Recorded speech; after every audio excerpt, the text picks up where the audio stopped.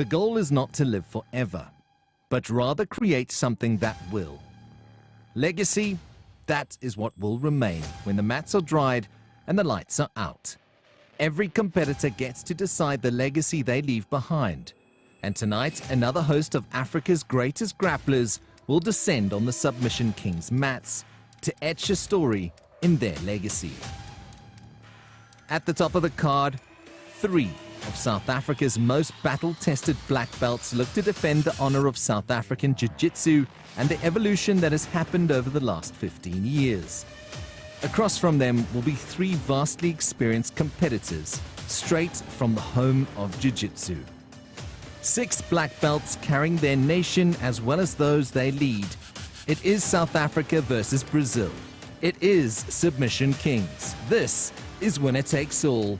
And the steps of legacy take place right here.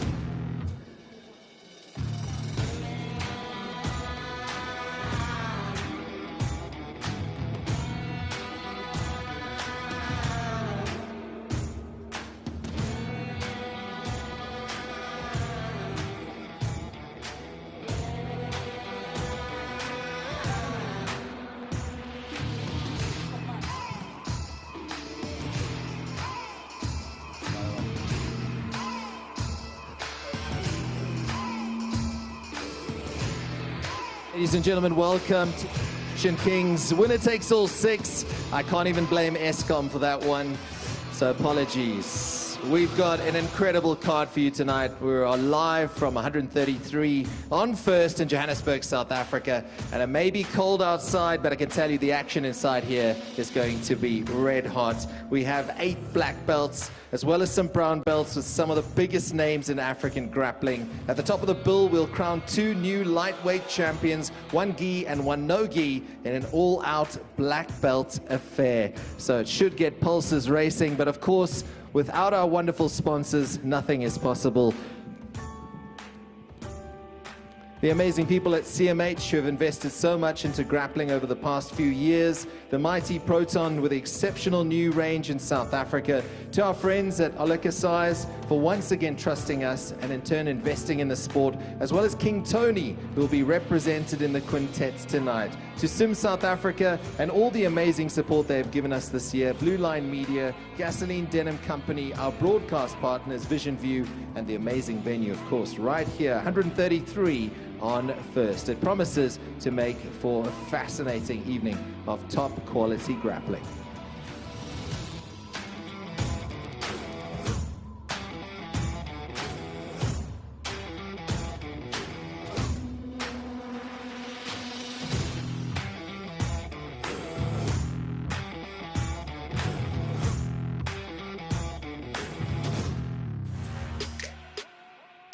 It's great to have you along with us for tonight. Winner takes all 6. Alistair Bishop, Monique van Staden joining me as your commentary team tonight. But Al, I've got to say, man, in the time that we've had jiu-jitsu in the country, evolution has been incredible. Tonight, South Africa versus Brazil. You've made it happen, you and Justin. You must be extremely proud and extremely excited.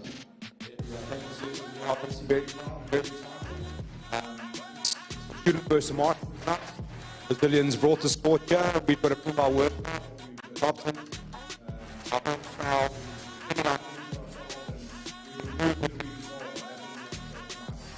Showcase not only our athletes, but all the athletes that are here, coaches, everyone to showcase Brazilian jiu-jitsu that is in South Africa right now. Monique, Mouse, champion, I'm not sure what to call you tonight, but I mean, congratulations on everything. It's strange seeing you behind the mic tonight and not competing. Is it a weird feeling when you're not warming up, getting ready to defend your belt or take on some of the top competitors in the country? It's a strange feeling. I love being in the back of that room with my team. But I mean, this is an amazing event. I'm excited to be part of it and just commentate some of these amazing co-events, co-main events and main events, what I have my eyes on tonight. I think we're spoiled for choice when it comes to talent on this card. One big ladies fight, I think I've got my eye on that as well, always looking at the ladies matches in the room. So yeah, I'm excited to be part of it. I mean, that evolution in itself and how far, you know, the women have come, you must be also excited to be right in the mix of all of that. Definitely. I think specifically this match tonight, it's young jiu-jitsu, new talent in the country. I think they've got great talent to make it big. So yeah, I'm happy to commentate on it and watch them grow. 8 black belts. I mean, we're in for a real treat tonight. What are you looking forward to? I know we've got the titles on the line, but what in particular catches your eye? I think just what's important to remember here is there was a stage where it was very hard to get black belts to compete. So in a way, we've had to draw some of them out.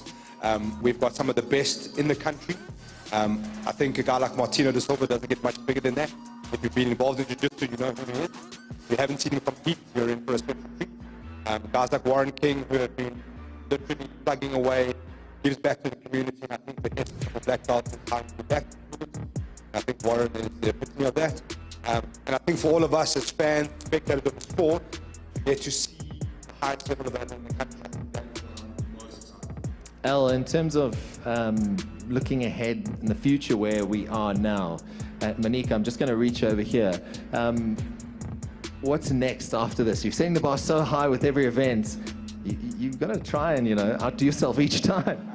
So we are going to outdo ourselves. We're going to, in the next event, we'll see the return of the 8-man. We're going to do the light heavyweights, which I think is probably the biggest in the country. There's a lot of seriously talented dudes in that section. Some we've seen, some you haven't. And then we've got the welterweight title to look forward to. You'll see that in a little while. So our motto is just to keep moving, keep getting better, and keep evolving. And that's it. Quickly, quintet is always exciting to watch. What's the strategy there? Because it's just absolutely a crowd pleaser. I think strategy is really to, and I know at this point, I mean, anything can happen. Switch and go as you please. But I think the strategy is just to pace yourself. Understand where you are in terms of your opponent, in terms of their skill set, and sometimes you just have to ride it out. I think there's 2 really good teams. JP Kruger's team is really the one that I've got my eye on. Big talent in that team. But yeah, we'll see how it plays out tonight. El, in terms of the rules also, I mean, it's hard and fast, isn't it? It's about getting things done. Correct. It's a submission only. Submission only obviously has some pros and cons, but our outlook is to push the pace. We want to see submissions and we want to see them quickly, whether you like it or not. So, unfortunately in the sub-only rule set, the overtime does create a bit of gamemanship at times, but we want to urge our competitors to be as fast as possible. The referees over there know it. They're going to push the pace, they're going to be on top of you, and they're going to make sure you're hunting for submissions, and I think that's what's going to be fan-friendly, and that's what's going to keep people entertained. Promises to be a fantastic evening. Don't go anywhere, folks. Winner Takes All 6 gets underway in a short while, and we'll be treated to some top quality action right here at 133 on First in Johannesburg, South Africa.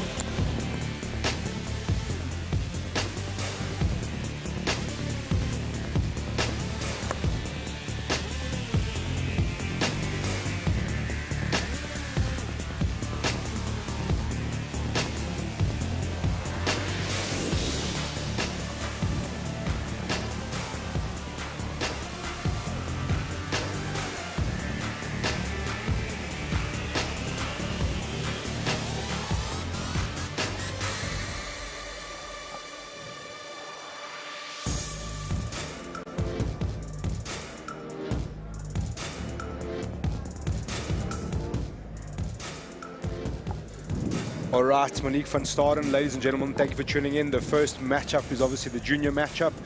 Just a bit of background quickly. Levon Goulignon and Sebastian Ferreira, both guys have represented their country from an amateur perspective. Sebastian Ferreira in terms of MMA, he's a national champion, and Levon Goulignon is a accredited judoka. I think he's just been selected for national team. Really, really great matchup here. The future of the welterweight divisions. Both guys active competitors.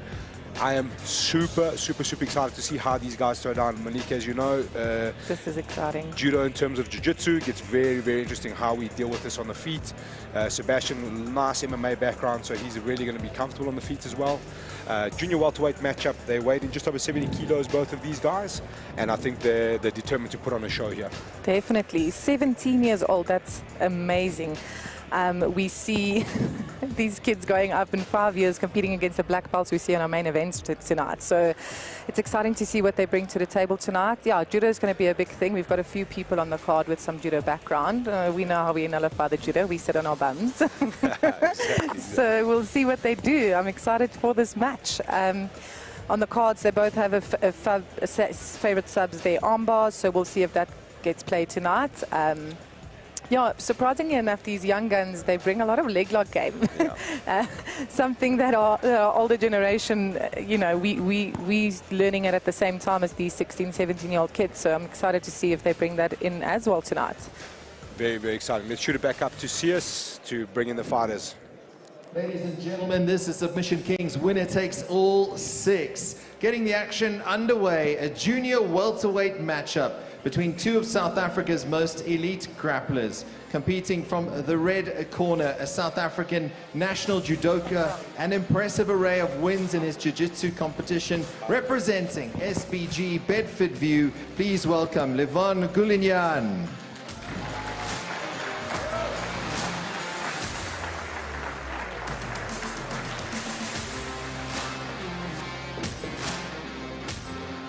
His opponent represents the small town of Heidelberg, a K1 champion, as well as a youth MMA SA champion. He represents Ability Academy and fights out of the blue corner. Please put your hands together for Sebastian Ferreira.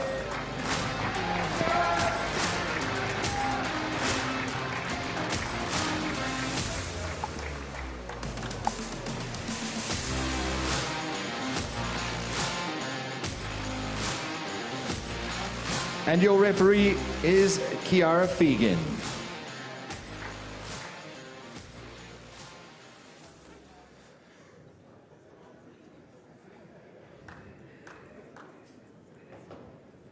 All right, ladies and gentlemen, this is the junior welterweight matchup.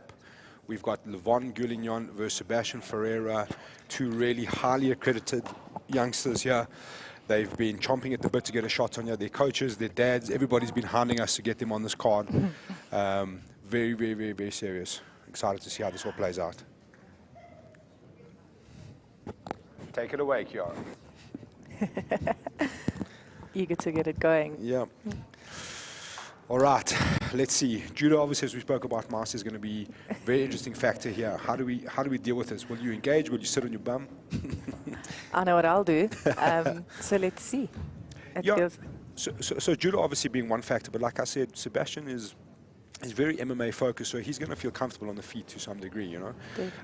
Good low base. He's got a good K1 experience, so he'll be well equipped at the hips. Or having a little look there at where that leg is. You got to be very careful. Yeah, it seems like they both do want to keep it standing, so let's see who gets a takedown first. Double collar ties from both sides. It's an interesting strategy from Sebastian against a judoka. You know, look, he's looking at the foot sweeps, looking to elevate the legs. You've got to be super, super confident in your base, standing up with a guy like Levon. Let's looking for the overhook, yeah. That's where our judo comes in now.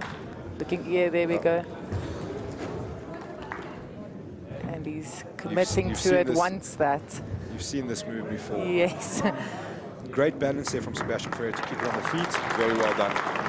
And this is a big movement in jiu-jitsu at the moment. Is wrestling's been so dominant for so long.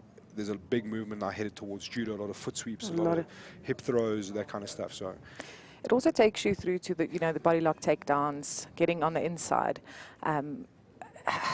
Giving up that underhook for the overhook is a scary thing, but I think if you know how to use it, it will do great things for you in a match. Nice, we're waiting to hear your Japanese terminology. This is the perfect time I'm going for to leave that for Aiden. I was about to say what the judo move is called, but I left it. No, don't be scared, don't be scared. I think for those of you at home, we'll spare you with the Japanese for now.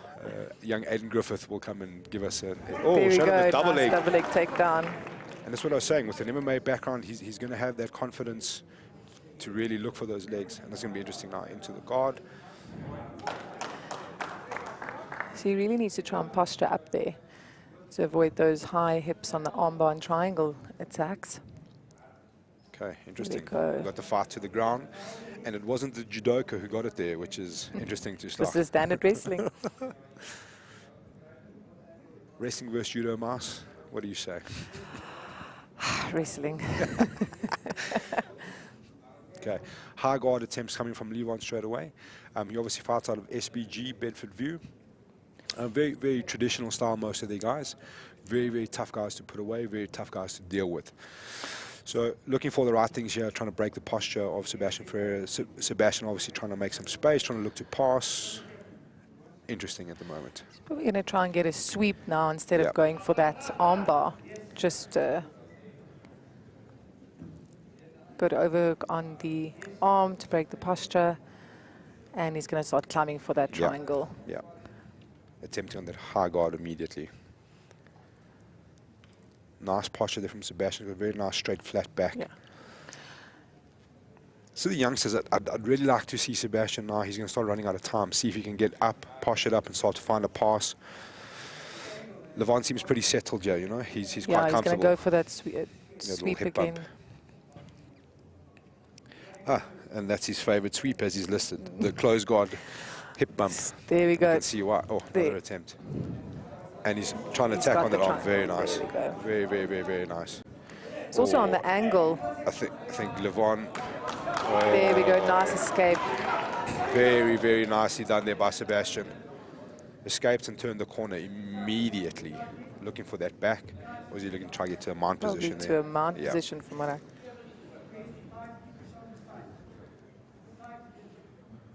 Good awareness there from Levon to stop that crossface. It's going up for the triangle. Give one, take one, it seems. So he needs to... So Levon just staying safe here. Talk us through what he needs to do from the attacking side there, Monique. So I think he's got a good opportunity to take the back. It seems like he's really adamant to try and obviously get onto the triangle, but his leg is trapped in the quarter mount. So the back for me is open, but he's adamant on the submission he wants. If he can get himself into half guard, maybe work back into mount from there. And I think this would be the experience coming through here, where you've worked a game plan and you said you get into this position, I'm going to get that triangle, and now you kind of just like obsessing over it, where perhaps he could have been guided through, the backs there, try to take the back, or it does also come down to confidence. Perhaps he's not all that confident on the back take. There we go. Passing to that mount, yeah. The cruelty of sub-only is all of that work into mount, and it's for nothing. No points, nothing. You're just kind of there now. Everyone's like, it's a okay. complete mindset change. Yeah. Just over 30 seconds left to go here. And he's going to come out. Nice sweep. Very, very, very, very nicely done. But again, not a lot of time to work here. We'll see overtime in this one. Yeah. Good. Unless something crazy happens in 18 seconds. Just for those of you at home, you might have noticed we've shaved 2 minutes off these couple of opening bouts, the first 6 in total, just to kind of emphasize the speed, give guys less time and really go hammer to the nail out the front. I wonder why. All right, to overtime we go.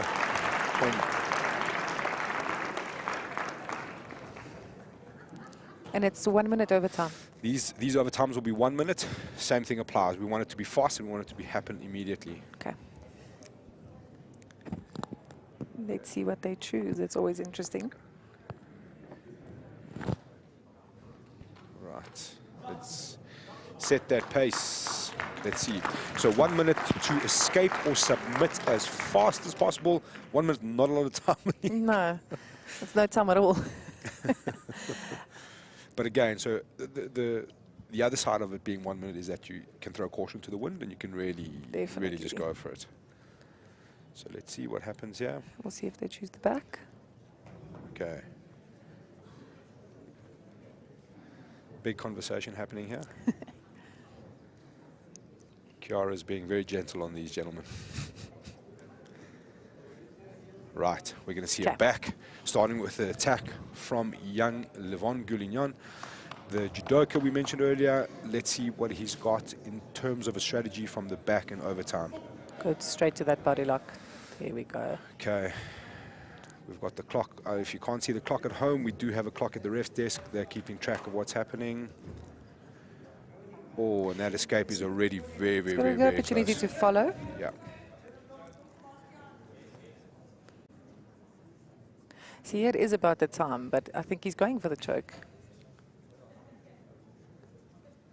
Oh, he's going to get a bit higher. He's going to try to shake him off. Very good control. Yeah, he's going to try to peel him off. Can't be much time left.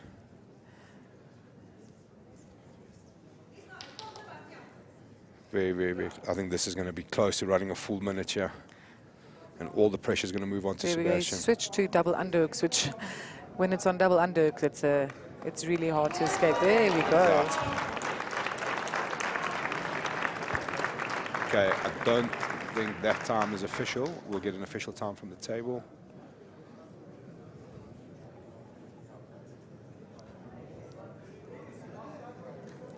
Young JJ Karajanidis, the man with the clock downstairs.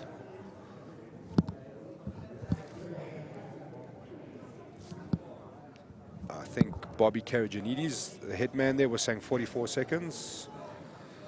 He's spinning. Levon, yeah, opting to spin almost like you would do with a leg lock, try to get off the mat. He's got his shoulders on the mat almost there. Yeah, I think he's out. He's out, Yeah, he's he is out. Yeah. Sure, that was really well done. Interesting strategy, that.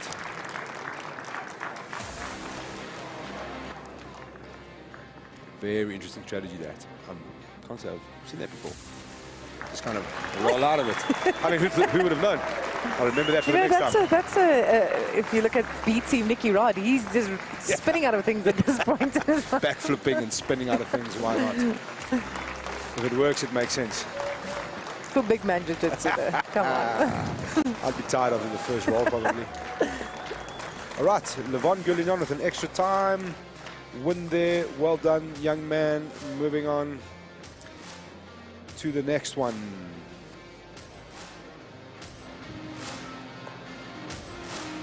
This is an interesting one. Oh, this Monique, so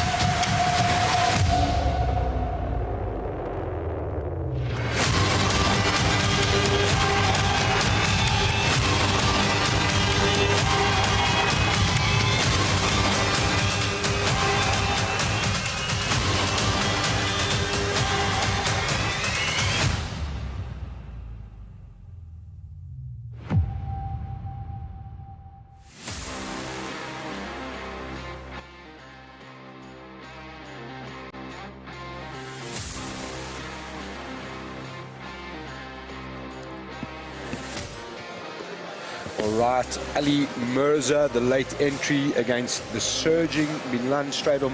Monique, I'm super excited. These are obviously youngsters. I've called them the future of the middleweight division. Like you said, in 5 years' time, these guys are going to be competing with the best. Obviously, Ali was a late replacement for his teammate Jordan Hinckley, but just as skilled, just as qualified. This is going to be a massive, massive matchup for these two youngsters. Definitely. I mean, I spent some time at Criange, and it's a busy mat. You know, there's lots going on those mats. And Milan as well. He's from Cornerstone, backed by Luke Griffith and Hannah. I've rolled with Milan. He's a super big talent. Definitely someone to watch out for. I'm excited to see what they bring. I'm not sure what style to expect. What are you expecting, Al? I'm expecting all-out action. Let's see SWC get us started so we can figure it out.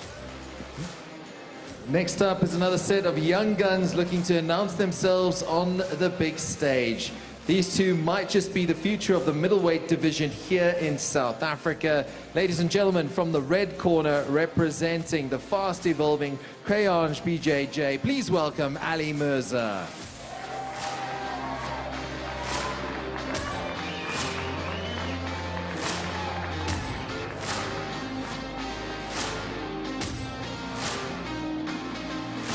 His opponent fights out of the red corner and represents the esteemed lineage of Cornerstone Jiu-Jitsu. Please welcome Milan Stradom.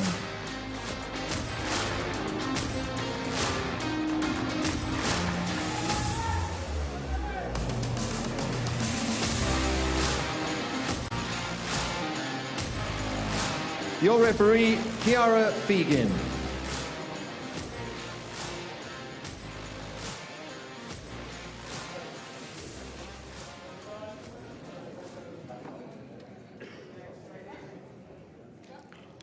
All right, ladies and gentlemen, the two middleweight strapping young lads, Ali Mirza versus Milan Stradom. Ali straight into that leg. Oh, straight onto that leg. Yeah, I was about to say, do word. not blink. Yeah, do not blink. Ali Mirza, just a bit of background. He's obviously born here, lived in the UK for a little bit, dabbled in a bit of MMA, dabbled in a bit of wrestling. I also got to spend a bit of time with him on the mat at Criange. It was terrible for me. Such a big size difference, oh, come on. Yeah, you know, I'm getting old, Mouse, what can I say? But yeah, really, really talented guy. You know, the youngsters, that they don't get tired and they just push the pace all the time. It's horrible. I wish they would slow down. Milan Stradom really, really impressed me at the last Submission Kings tournament, obviously having to roll most of his teammates, but like really impressed, you know, very cool, calm head, very strong physically, very technically astound. Yeah, and straight away we're into some seriously high-level stuff already. So he's on the body lock. I actually think he's you know, he's in a full guard position. Yeah. In the body lock, so it's a strange one. I think if Milan wants to, you could tie that up and climb into those arm bars and triangle submissions just to break that pressure on his chest, and that's exactly where he went. Yeah. So let's see. To that body triangle from the bottom guard position. I can definitely pull that off on Tuesdays. Yeah, so Milan did initially go to the butterflies and almost withdrew as soon as the body lock came. So now looking almost like a same kind of floating pass but without the body lock, which is... Okay, referee's going to set them back to the middle.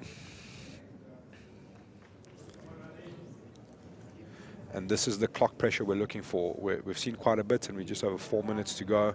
You've really got to work now. You know, you want to get something off. Yeah. And Milan's having a good look at the clock and he knows he's got to get things going off the bottom. He's got a good butterfly hook to try and get that sweep. He's got to get his foot on the outside of that, opposite of the body of the butterfly hook. Potentially there for him. Uncle Lloyd Griffith and Kiana Lundy wearing matching flannels almost in the corner for Milan Stradom.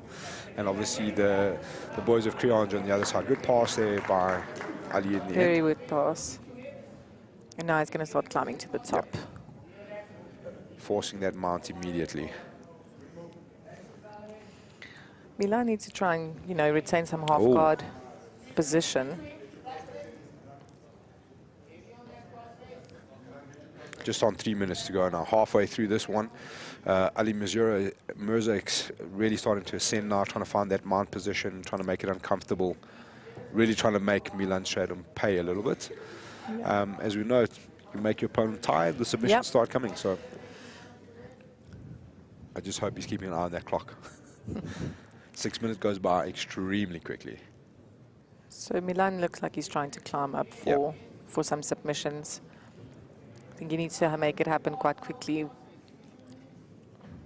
I'd like to see him go for that butterfly hook. It is there. See, and there we go. Beautiful sweep there by Milan Stradom. And now it's his turn with a bit of a top position to really start get some ascendancy in this match. He's got 2 minutes, just over 2 minutes. No, he's trying the body lock. Yeah. Let's give one, take one in both these matches here, Mars. Here we go. That's the body lock passes. Getting over, probably going to go for that floating pass on the right, left side of him.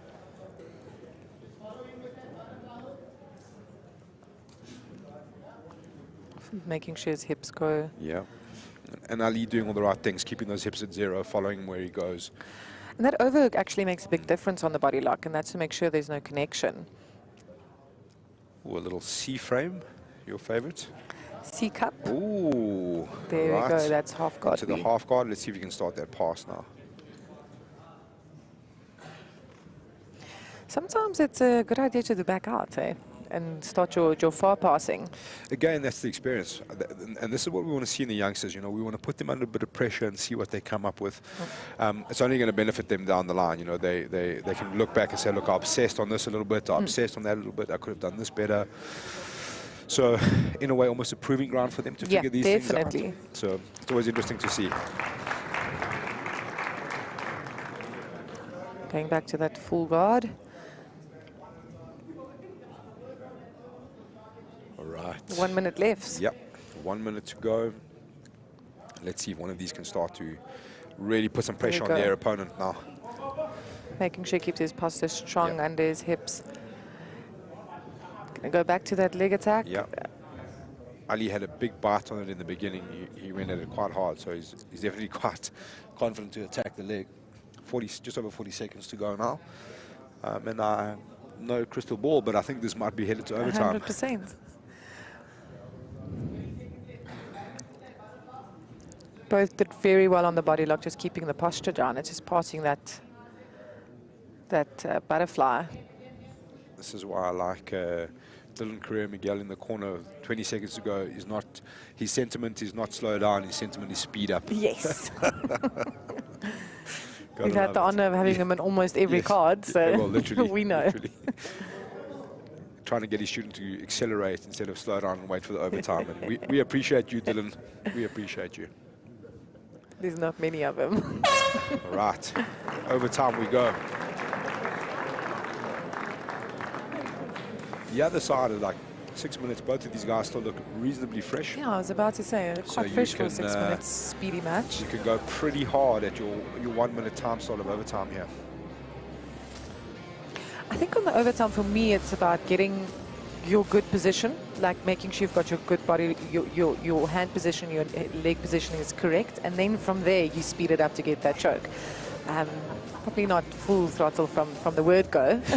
I've just come across a fun fact of Milan Stradom. Wanted us to know that he has a raging addiction to chocolate milk and Nacho Libre. I don't think either of which is going to help him in this situation. That could be a t-shirt. Yeah, it could be a t-shirt. Bring the chocolate milk and Nacho Libre. Okay, and we're off.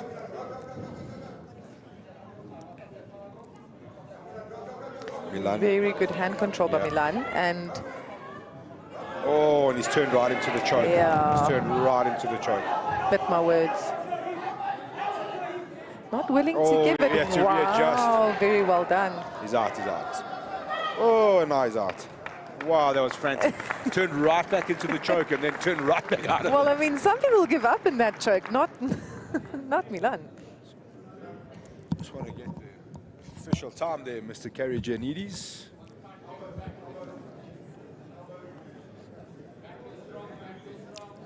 Yeah. Good awareness there from Ali to not allow that to start all the way back as it was looking like it was headed.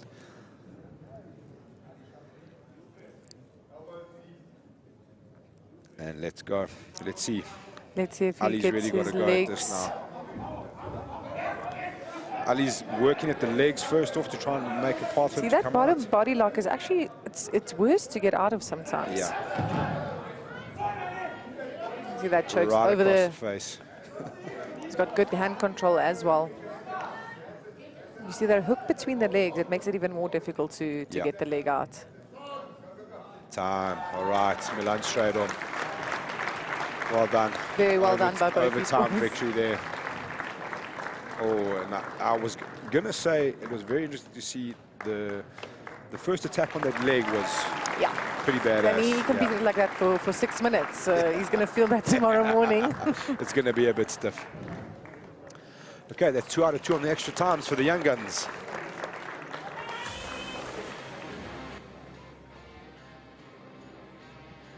The next one's where my excitement lies.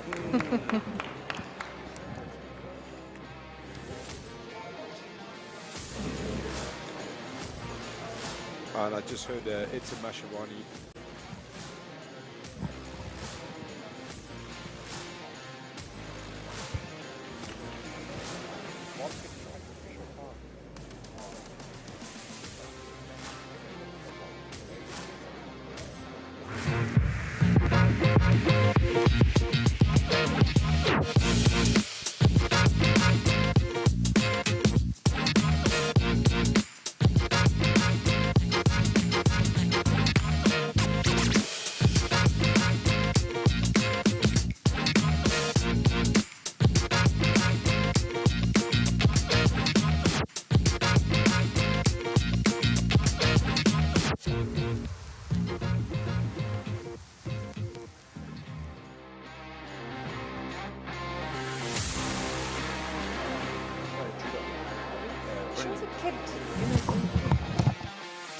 Right, ladies and gentlemen, that brings us to the ladies' matchup. Brindley Montekoning versus Lazarne Esterhazen. I know Monique van Staden is super excited about this one. I am. I'm excited to see what the ladies bring. All right, C.S. Duplessis, take it away, sir.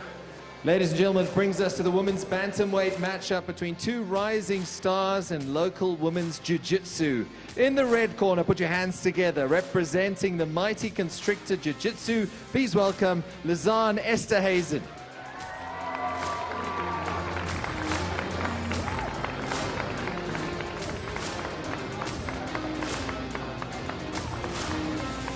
Her opponent fights from the blue corner, representing the Apex Army, making her first appearance on the winner-takes-all mat. Please welcome Brindley Montekoning.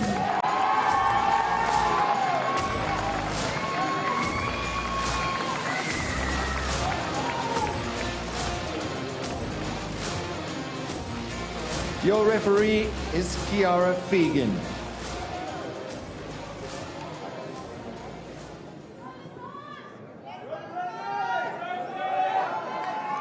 All right, Monique van Staden, what I am noticing straight away, a very nervous Brindley, a seemingly slightly more relaxed Lazarne Esterhazen. Let's see how this one plays out. Yeah, I'm excited to see. I know, you know, Brenny's going to bring some judo if it's allowed. Clearly not. I think Lazarne's going to bring some leg lock game from Constrictor. Straight onto that heel hook is Lazarne. Whoa, and that's going to get tight. Yeah, she's very onto it's very good defense, but very well done by throwing over that leg. Now Brindley onto her knee. She's adamant on getting that outside heel hook. Yeah. Is that an outside heel hook? Yeah. Well done kind of by almost Brindley like to split. defend. Oh, very nicely done. I think that ankle is not... Medics. Very well done by Lazarne on that leg lock. Yeah, yeah. Great, great attempt. I think as soon as she threw that leg over. Yeah, so, it was interesting because Lazarne didn't really have much of a hip control, and then the second she got it, she went onto that ankle. Yeah. I don't think Brindley recognized it immediately, and yeah, unfortunately, I think that ankle's taken a bit of a... I just noticed Master Richie Kwan walking down the way here. Yeah.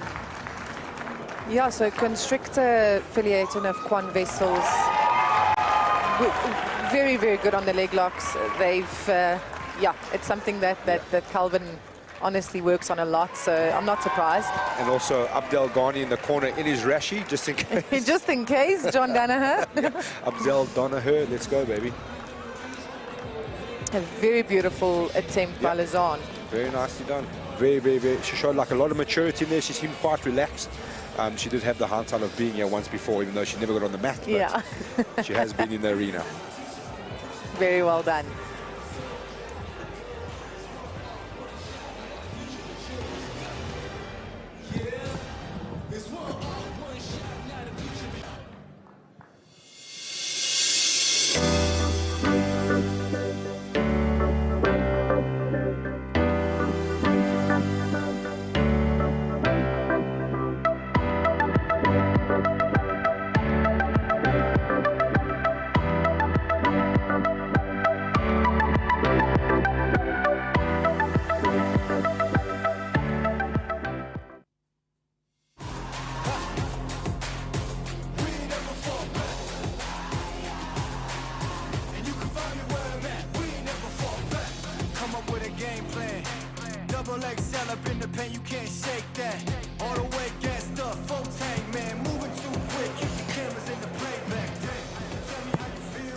All right, Liam Schulze up against Kate Sekera up next. Teammate Monique, the guy who works really, really hard. You can tell by the state of his ears, Mr. Liam Schulze. These guys have got a bit of a history in competition. I think Kate Sekera has a win over Liam, so this one's a bit of a grudge match between the two young men here today. I'm super excited for this one, Al. We're going to see a lot of wrestling in this match. Let's get us underway to some wrestling, please, CS. Ladies and gentlemen, two debutant featherweights hit the mat next in what promises to be an all-out action matchup. In the red corner, put your hands together. He fights out of the world-renowned Quan Vessels Academy. He is an SA MMA amateur champion making his debut. Please welcome Liam Schulze.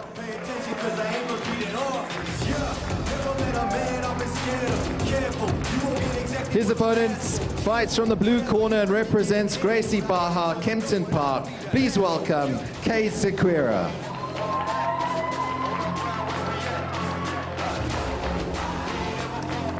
Your referee is Brandon Leach.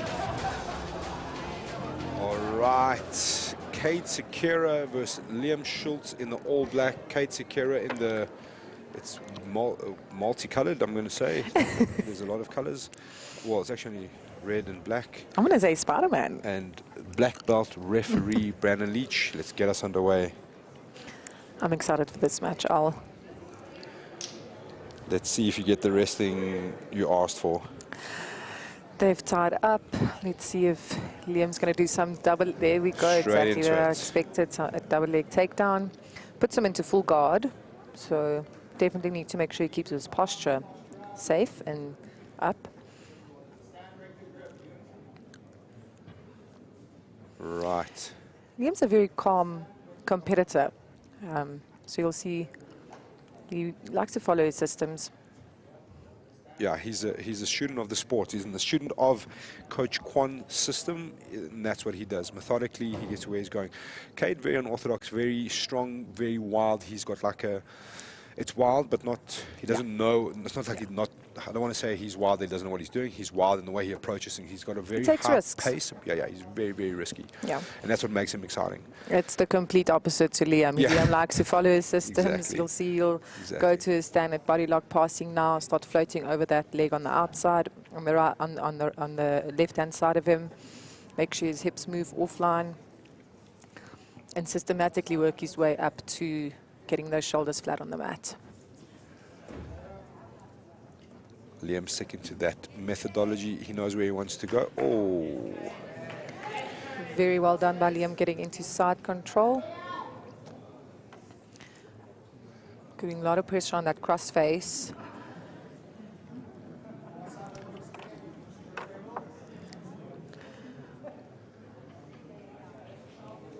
I expect Liam to start moving into mount, but making sure he has a pit stop Yeah. on his way. Also conscious to look to his corner for any advice that they might have. just Liam obviously is a national champion in amateur MMA. This is the first time we're seeing him here. He's been competing for a long time already. You know, he's got a really educated corner, young Raymond Akert in his corner, trying to feed him valuable instructions. Just behind him, Master Richie Kwan, making sure everybody's got it all under control. So yeah, interesting to see where we go from here.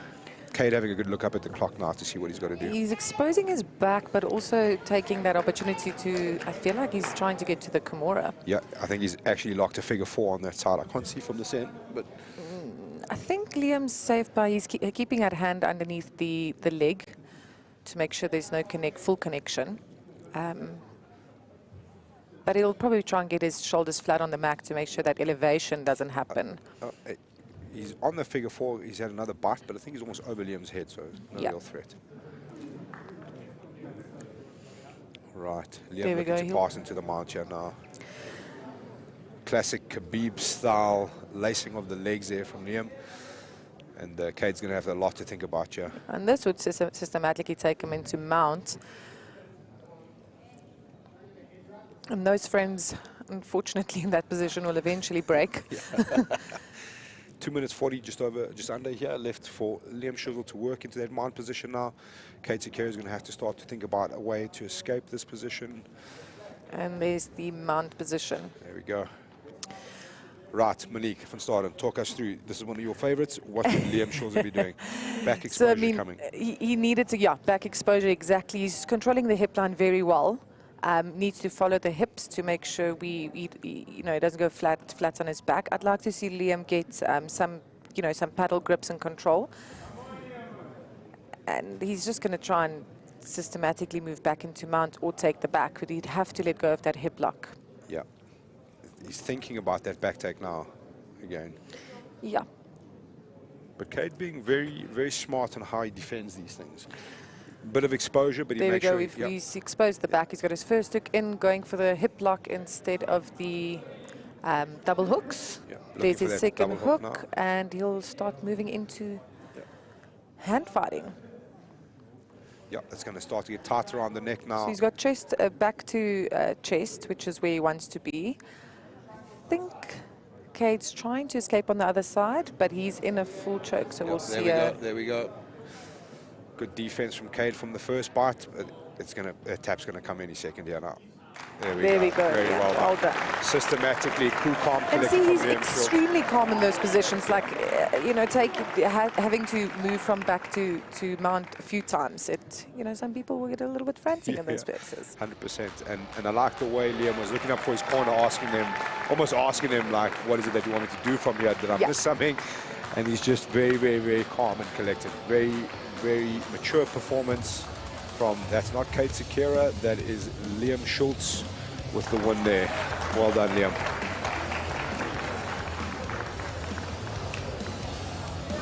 Well done. So he went from 2 overtimes to 2 quick. Very quick. Well, one very quick and one reasonably quick. Yeah. We'll give you that, Liam. Reasonably quick. Reasonably quick. Yeah, but nice to see the effectiveness of good systems and structure and how you approach. Liam obviously had a strategy of what he was looking for and stuck to it. Yeah. And I've been on the other side of that wrestling before. Let me just... We all have. It's horrible. It's horrible.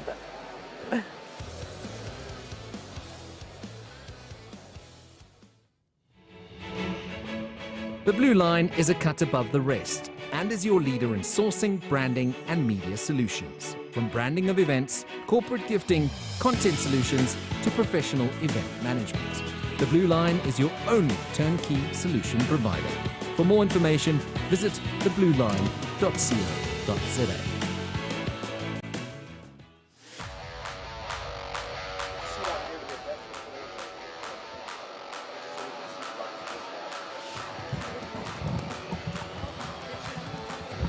All right, ladies and gentlemen, that brings us to light heavyweight action. Another fight with a bit of history recently. Mr. Connor Shekel from Vickers Swartz Gym and young Carl Lundy making the move up to light heavyweight now. Connor Shekel more recently had a good win over Carl, and we thought we would like to see the rematch here. CS, take us away, please, sir. Ladies and gentlemen, that brings us to an electrifying light heavyweight matchup with a touch of history. Making his return from the red corner, representing Cornerstone Jiu-Jitsu, please welcome Kyle Lundy.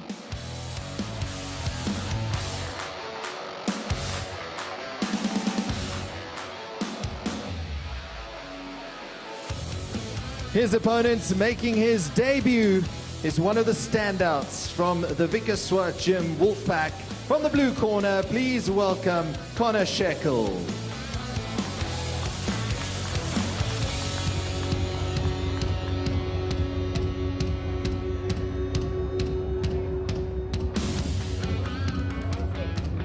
And your referee is Brandon Leach.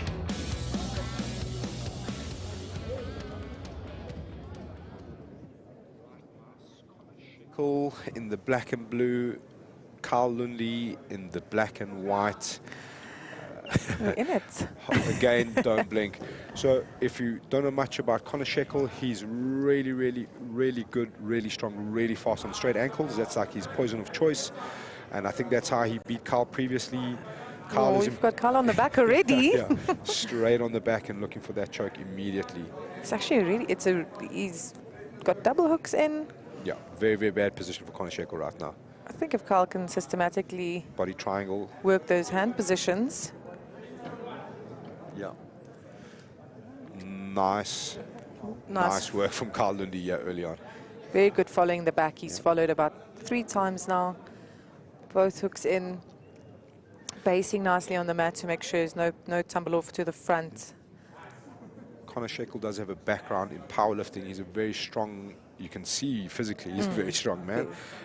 And I think if you've watched him compete in the local scene, when he latches onto something, you can see in people's faces, it's very, very ugly. You know, very, very strong guy. And I think this is really smart by Kyle. Get to the back where he doesn't have much chance. I like how Kyle's controlling the hands with his legs. He's trying to pass over Gas into the hand control. Kyle Lundy. With the gas mask, it's very effective. I'm only joking. It's also going viral right now, so why not? Gas masks and C-frames. What does the world come to? Hey? But yeah, really, really good work here by Kyle Lundy. This is obviously the plan, get to the back as fast as possible, and he's going to make it really uncomfortable. Gas mask, put that forearm across the face. That paddle grip of Kyle makes a big difference, and he's let it go now, but we'll see him probably go back to that again. Okay, Connor's corner calling to clear the legs. It's going to be a little bit difficult from there, but he's made a little bit of height now. He's got Kyle high up on the back. If you're Connor Shekel here, Monique, what should you be doing? I think he needs to build some base, get on. He's in a. I think those hands are getting tight there. Oh, there we go. Very, very, very nicely done by Kyle Lundy. Well done. Obviously a really well executed game plan. You can see that was part of it, and you really went on for it. Treated with 2 rear naked choke finishes back to back. Yeah, no leg locks. 2 in a row. What's going on here? What kind of jiu-jitsu is this? Very well done, Kyle Lundy. And might we say, Kyle might just stick his hand up for that light heavyweight 8-man in the coming months. As you say it. Kyle was a bit offended. I was trying to figure out how he went from 77 to 93 in a short space. Not saying that he was on anything Mexican, but definitely got a bit strong, the lad. He went through a growth spurt. Giving me the old eyes. Oh, Kyle Lundy, how dare you, sir. Yeah, great execution.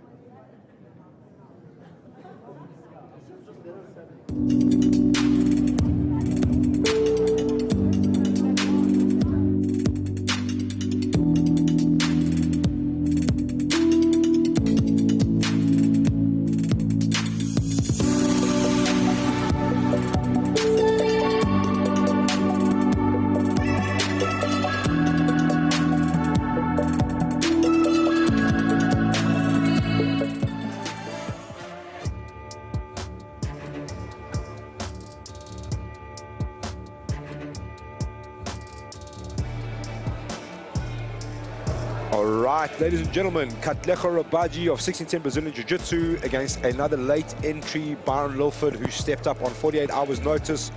There was a bit of flu during the rounds, I think, in some of these camps. Unfortunately, we lost Nico Brits, but these two guys paired up really nicely. Byron Milford from Vickers Swart Gym, I think we're going to be in for a treat here, Monique. Again, the next generation of up-and-coming blue belt middleweights. Excited to see this one. Excited. Gracias. Ladies and gentlemen, middleweights take center stage next. From the red corner, making his debut after an impressive showing at the previous Submission Kings event. He debuts and represents 1610 BJJ. Please welcome Katlego Rabaji.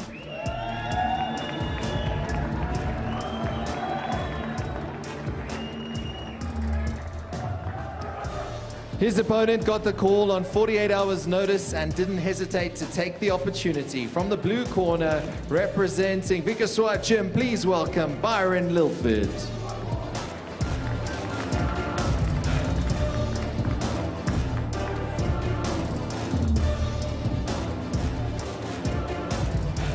Your referee, Brandon Leach. All right, Katlego Rabaji and Byron Milford. Definitely a dark horse on Katlego. Yeah, he is his biggest moment of the last event. He almost choked out Desley Faithful in an overtime round. That was his claim to fame for the day. But he really, he had a really tough bracket. A lot of high level dudes, and he really made a good show right onto the leg. Holy smokes! Yeah, and he wanted some leg game. Yeah, and he's lost that knee line immediately. Yeah. Funny enough, I've actually seen him drilling on Instagram. I never thought he'd pull it out yet today, so props to him. Props to him. Looking for that knee cut pass now. You can also see he's got that ankle control trying to enter some Yeah. legs. A little deep half entry here from Byron Milford now. Be a good place for him to start wrestling in, to get on top, and that's exactly what he did. Very nice. Very cool and calm there from Byron Milford in a Very good escape. Yeah, I definitely wasn't expecting that out the gun, I'm not sure. There's also a really good knee bar there, but I don't know if I'm the only one that sees that. Shout it out to them, Mas. Let him know. Let him know. Oh, So- this looked like a bit of an up kick there, accidentally. Another body lock. He's got his head to the center to make sure he gets his back flat on the mat. Put all that pressure straight into his sternum. And he decided to back out. And like I said, sometimes this is a good thing to do. One thing I'm interested to see here, Katlego Rabaji was getting ready for Nico Brits, which is no small task. No wonder So we saw some leg game. Yeah. He thinks So he would have been working extremely hard for this matchup. Byron's obviously been training, but not been in the camp per se. So how much control does he need? How much pace does he have?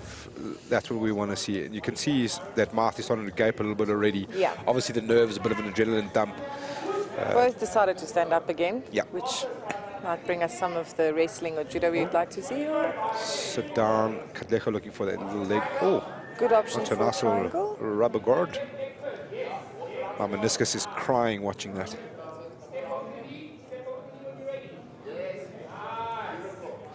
Katlego can go onto the Kimura there as well if he Yeah. gets stuck into the rubber guard.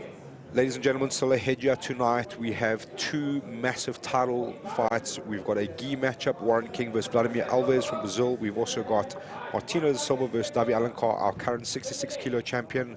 That's all still to come here tonight in an SA versus Brazil clash at the top of the card. As we focus now on Katlego Rabaji versus Byron Milford. Byron looking to pass the guard one more time here. Onto that body lock again. Favorite position, yeah. Yeah. Half guard. Frames from Katlego, framing really hard. He needs to try and get his hip off the mat Yeah. and get some angles in. There's still opportunity for a sweep there for him if he wants it.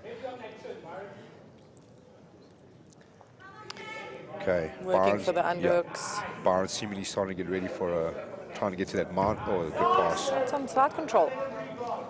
So, am I right to say there, Mas? I think Katlego almost kind of opened his guard and almost let that pass kind of happen. Like, Yes, and might be for exactly that, trying Yeah. to see other options of escaping, you know. Byron straight back to that body lock immediately. and this is, Kalejo's like focused on those frames quite hard. I'd like to see him go to plan B now, you know? Definitely would consider either double butterfly, single butterfly, try and get a sweep. Very hard to wrestle up from here with your hips flat on the mat. Good inversion, didn't come to anything. Back to that same, let's see the butterflies now. As you asked for, Monique, there we go. And this would give him options for submissions. There's arm bars and triangle options in that position. So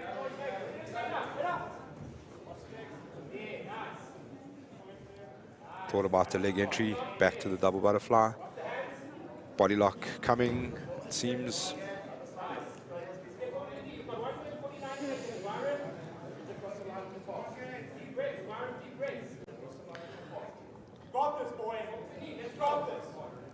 good idea for Katlejo to maybe start controlling an overhook to disconnect.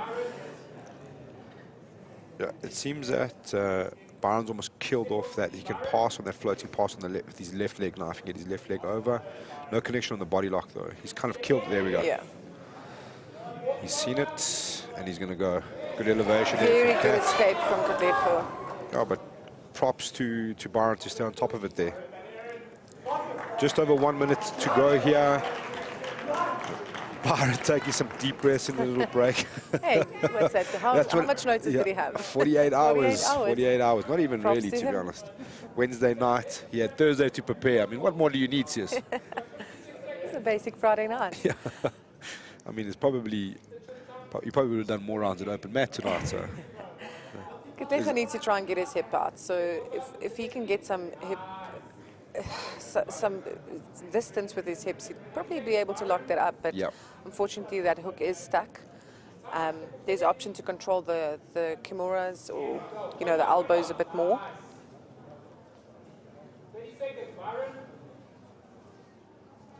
Right, 30 seconds left to go. I think we're going to see this one head to overtime. I don't think that's what Byron would have wanted if he's feeling a bit tired. Yeah. But that's the way these things go, unfortunately. And we in 1 minute overtime for this one, no? Yeah, still 1 minute overtime for this one, so you've only got 60 seconds to give it your all. And this is Katlejo's in. Little last minute attempt at an skill there. Okay, overtime we go.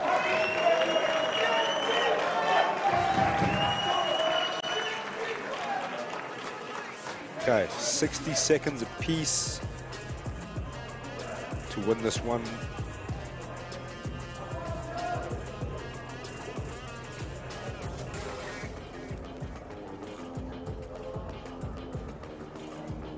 Let's see who gets first option. And they do have option for the armbar if they... Correct, want. so Kat has chosen to attack the back here. On the reverse, Byron can, in fact, choose the spider web or armbar position if he so pleases. Okay, let's see what we got. Right, time should be on. Young JJ Karajanides has got us with the stopwatch. Katlejo would lock up those legs. That would give him some benefit in Yeah, time. that's wide open there. He's obsessing over the choke. Yeah. This is his first time on the card, so I think it's also for both of them a bit nerve-wracking. Yeah. Well done by keeping that back. And he's out. 33 seconds officially left on that clock. Byron seems to have a problem there. Okay, we're going to have to check a bit of blood there. First blood for the event. Just a quick dab and he should be okay. The way he held his thumb up there made me a bit nervous here. I didn't want to see a disjointed thumb there. I was panicking. I was like, please just let that thumb be straight. I mean, you don't really need a thumb in jiu-jitsu anyway, so he'll be fine.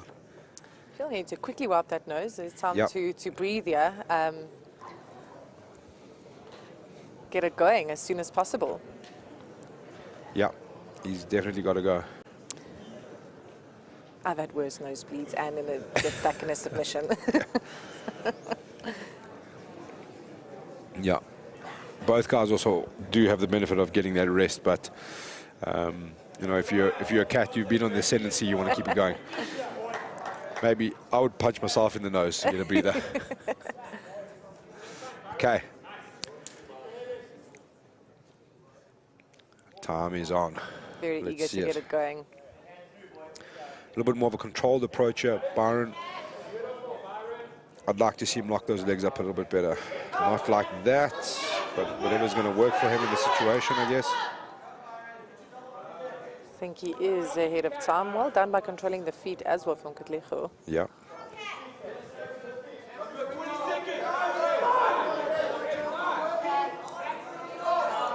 Well done. Byron Lawford out the bag on 48 hours notice. Very well done. With the overtime win. Very nicely done. Sorry guys at home with the clock. There's obviously a bit of a stick issue, but young JJ Karajanidis is on the job. He had 27 seconds to beat there. So very well done to Byron Lawford on the overtime win on such short notice. Great match.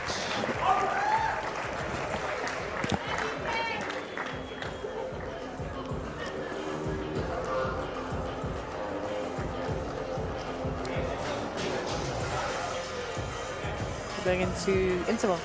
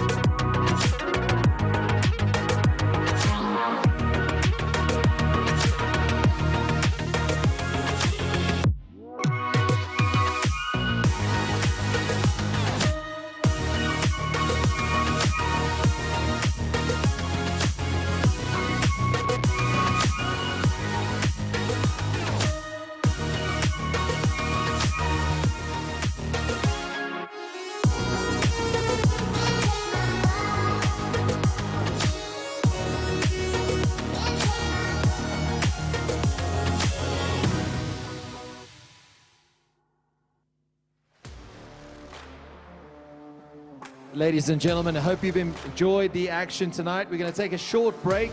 We'll be back in 10 minutes' time. There are refreshments, so help yourselves. But we'll see you back in 10 minutes' time for Winner Takes All 6 right here at Submission Kings.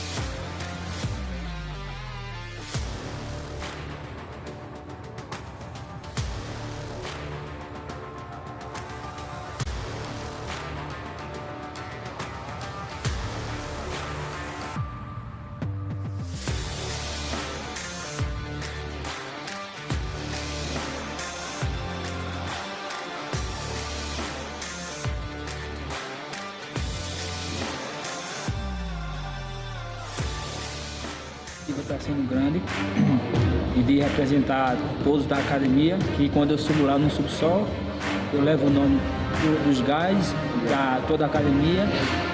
O que pode esperar de mim é a luta para frente, porque minhas lutas sempre é para frente. Eu venho de uma cidade que a gente confecciona calça jeans, roupa jeans, aí tem as costureiras, aí a gente... Yeah, I don't know too much about him. Before this agreed to this fight, I didn't know anything about him. Since then, obviously, I've watched some of the fights. I watched his recent AJP fight. Yeah, look, I mean, the guy's the real deal, but at the same time, I'm tough, and I've been doing it a long time as well. So it's a great learning experience for me as well. So I just want to go out there and do my best. Estou ansioso por esse grande dia. A expectativa está sendo grande e de representar todos da academia, que quando eu subo lá no subsolo, eu levo o nome dos guys, da toda a academia. O que pode esperar de mim é a luta para frente, porque minhas lutas sempre é para frente. Eu venho de uma cidade que a gente confecciona calça jeans, roupa jeans, aí tem as costureiras, aí a gente diz lá, tem que finalizar, porque quem faz ponta é costureira. Aí... When I decided to come back and compete locally, I wanted to compete against the best guys that were willing to compete against me. So when we started having the discussion, I was like, well, Vlad's the #1 guy in the country at 70 kgs, right? The weight I compete at in the gi. So the primary objective was to compete against the #1 guy and use that as sort of like a measuring stick to see like where am I against this guy that's had success internationally. He's a 2nd degree black belt, medaled at World Pro Masters, and the primary objective was if I can beat Vlad, which I honestly truly believe I can, this will give me a great indication of where I am in terms of the other people that I would need to compete against internationally on the jiu-jitsu scene, especially in the gi. Gi is the primary objective right now, and once I can achieve something in the gi, then I'll move back onto no gi. So that was the primary driving force. I remember as first as I saw him was here in Durban in one competition here, and he did very well. And I don't remember to watch his fights, but I always had a good impression, especially with the guys on his academy. Like they're very competitive, the highest level here, one of the best academies in South Africa, and we always see the guys doing very well. And he's one of the guys who's on the front line. I always have this impression that I will fight with the best guys in South Africa, and this is what I expected from him.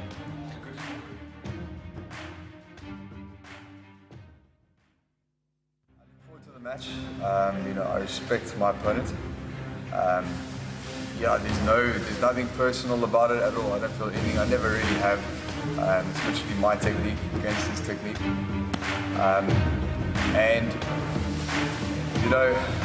I've always, as I said earlier, I want high level. I want the hard matches. I want the matches that are going to push me to train and to bring out the best in me. And I know that he can do that. So I'm looking forward to that. But on a personal level, I like his team. I know Vladimir for many years. Jailson, I know, he's a good friend of mine. Davi, we've chatted a few times, cool guy. I look forward to seeing how it pans out because the first match, there wasn't any prep really for it.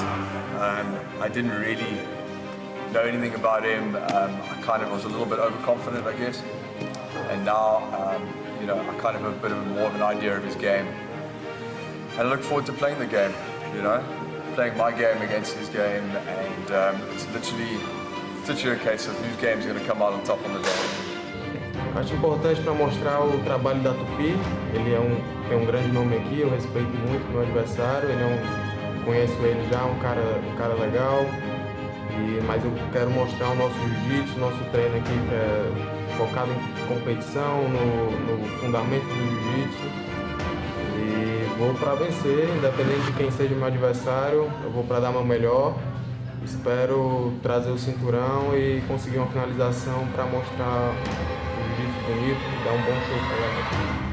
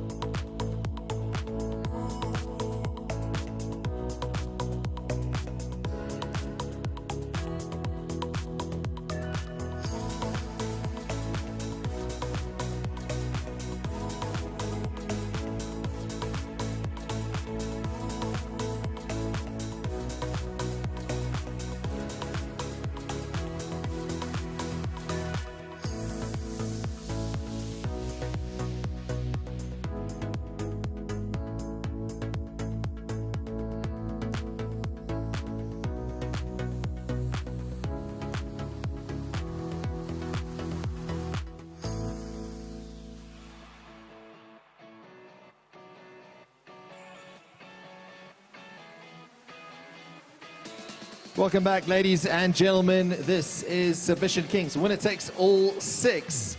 Live from Johannesburg, South Africa. We have some incredible action still to come tonight. We've got titles up for grabs. We've got black belts on show. It truly has been a treat so far. Time now to join our commentary team to introduce the next fight. Ladies and gentlemen, I am joined by the young Aiden Griffith as we prepare to watch Nathan Thorne versus Christian Deere. Nice welterweight matchup here. Aids a little bit of history here again. Christian Deere recently got a win over Nathan in the gi, so we switch it up to a bit of a no gi and we see what they've got. Obviously Nathan has been here before, Christian has been here before, so it's going to be very interesting to see how these guys adapt and bring out a new game plan for us here. See us, get us to the action please, sir. Ladies and gentlemen, we've seen some incredible action. We've got quite a bit still to come.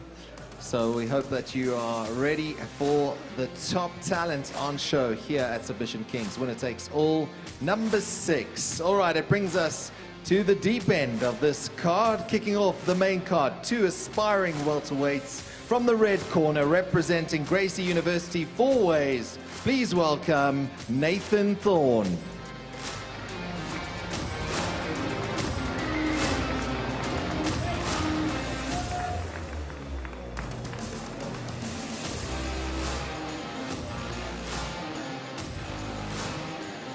His opponent hails from the Sunshine Coast, representing booming Tupi Jiu-Jitsu from Durban. In the blue corner, please welcome Christian Deere.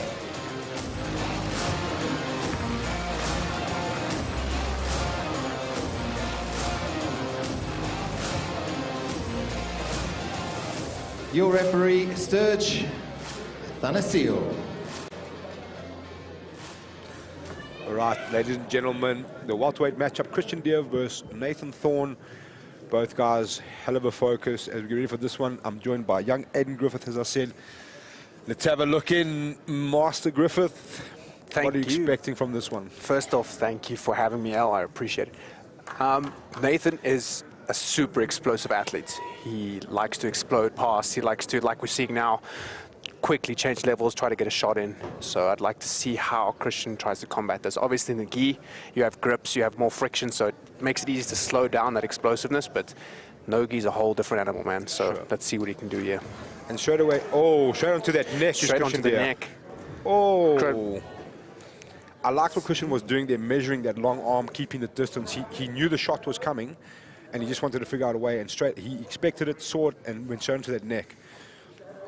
Nathan rolling out of it though. Yeah. Landing up in close guard. Like to see some C-cupping on the armpits here. Trying to open that close guard. Threatening omoplata and triangle. You can see he's definitely got a gi game. Likes that triangle, likes that omoplata series. Let's see Nathan locking up, trying to lock up chest to chest here. Like to see if he can pass. Chest to chest is a very strong position from half guard.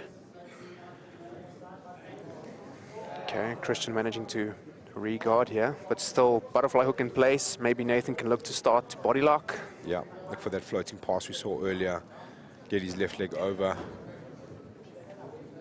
This is interesting, like two guys with a very, very big difference in height. Those long legs become a lot harder to pass for a shorter guy.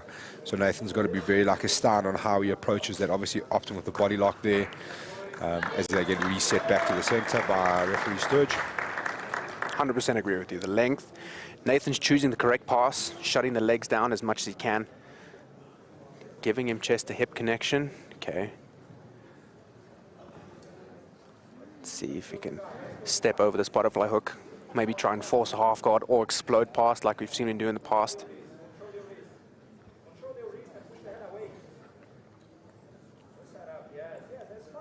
I'd like to see Christian maybe going for a throat post. Trying to keep him away there, trying to keep that head off the hip. The famous throat post. Yes. As Nathan likes, got to experience a bit of that this week. Escaping triangles, it's very effective. But yeah, both guys, obviously this is an 8-minute matchup as we get into the deep end of the card, so they've got a little bit of time left still to go, just over 5 minutes to work. Nathan staying heavy on top, making nuisance of that top pressure. There we go, that's what I want to see here. Turning the hips. Beautiful, nice chest-to-chest connection. Trying to get that staple in, but having trouble. He needs that staple to hop up into a tripod. There was a thought There of we a go. C-frame there, young Aidan Griffith. Good elevation there by Christian Deere, trying to keep that space now. Nathan is just so strong. And see, he gets that cable grip on very nicely, well recovered there by Christian Deere. Thought about the Kimura lock. Now this is a problem. Now Nathan's stuck in a long man's guard, and this is an issue. Oh, Looking at the guillotine. Nathan's got a C-cup and get out of there. Try open that guard and step into a half guard or look to Toriando. Let's see what he opts to do here. He's got to be careful on the leg entry. Basing out well though. Good climb up there by Christian Deere. This is the how reach and length can help you in jiu-jitsu against a shorter guy. Christian really just, oh. There we go. Nice straight into the explosive mount. pass like we've seen in the past. He's got to settle and get that base. Christian set up onto his side, trying to work and escape immediately. I'd like to see maybe a short crossface. He's trying for it. Turn that head the opposite way. There we go. That's beautiful. Now maybe wrap up a head wrap of some kind. Keeping his head nice and tucked. Avoiding the kip. Nicely done there by Nathan to keep that position.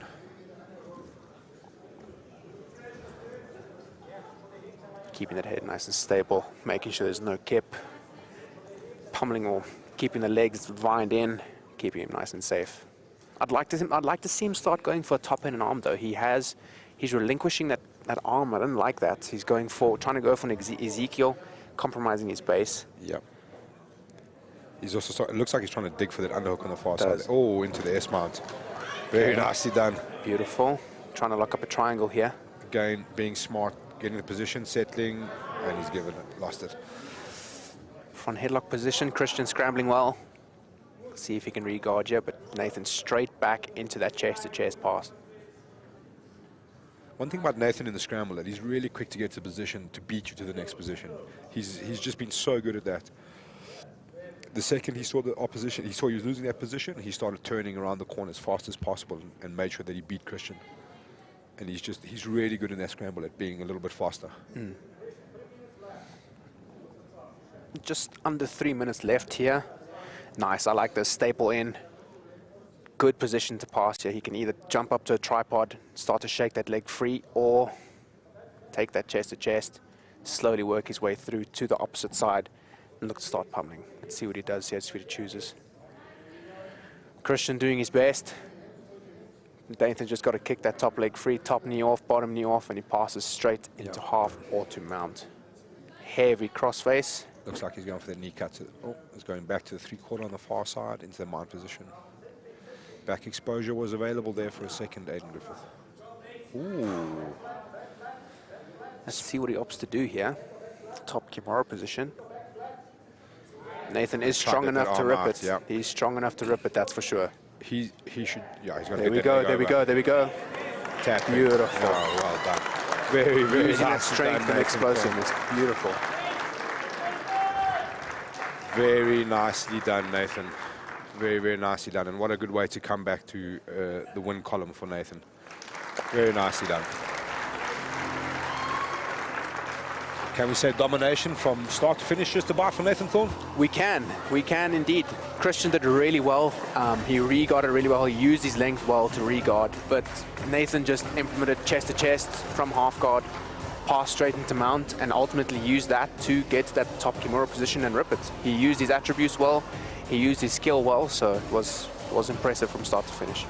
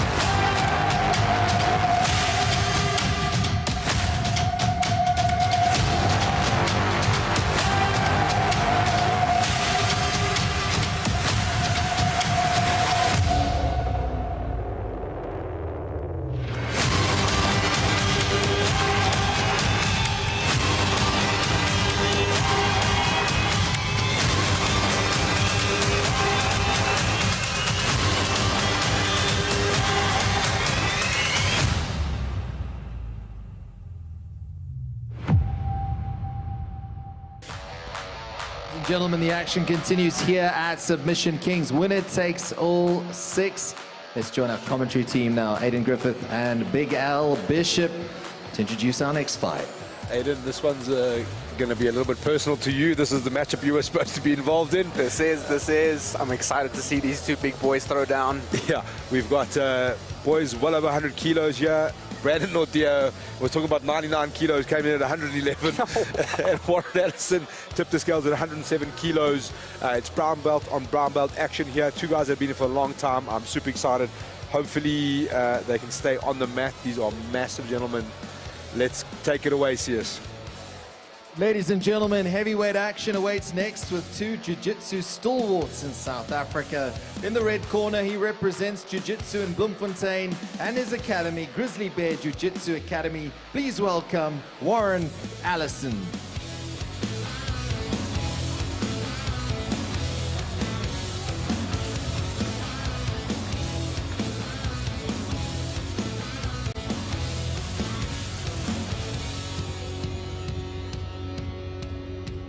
His opponent, a citizen of the East Rand, representing East Rand BJJ from the blue corner. Please welcome Brandon Bad News Nordia.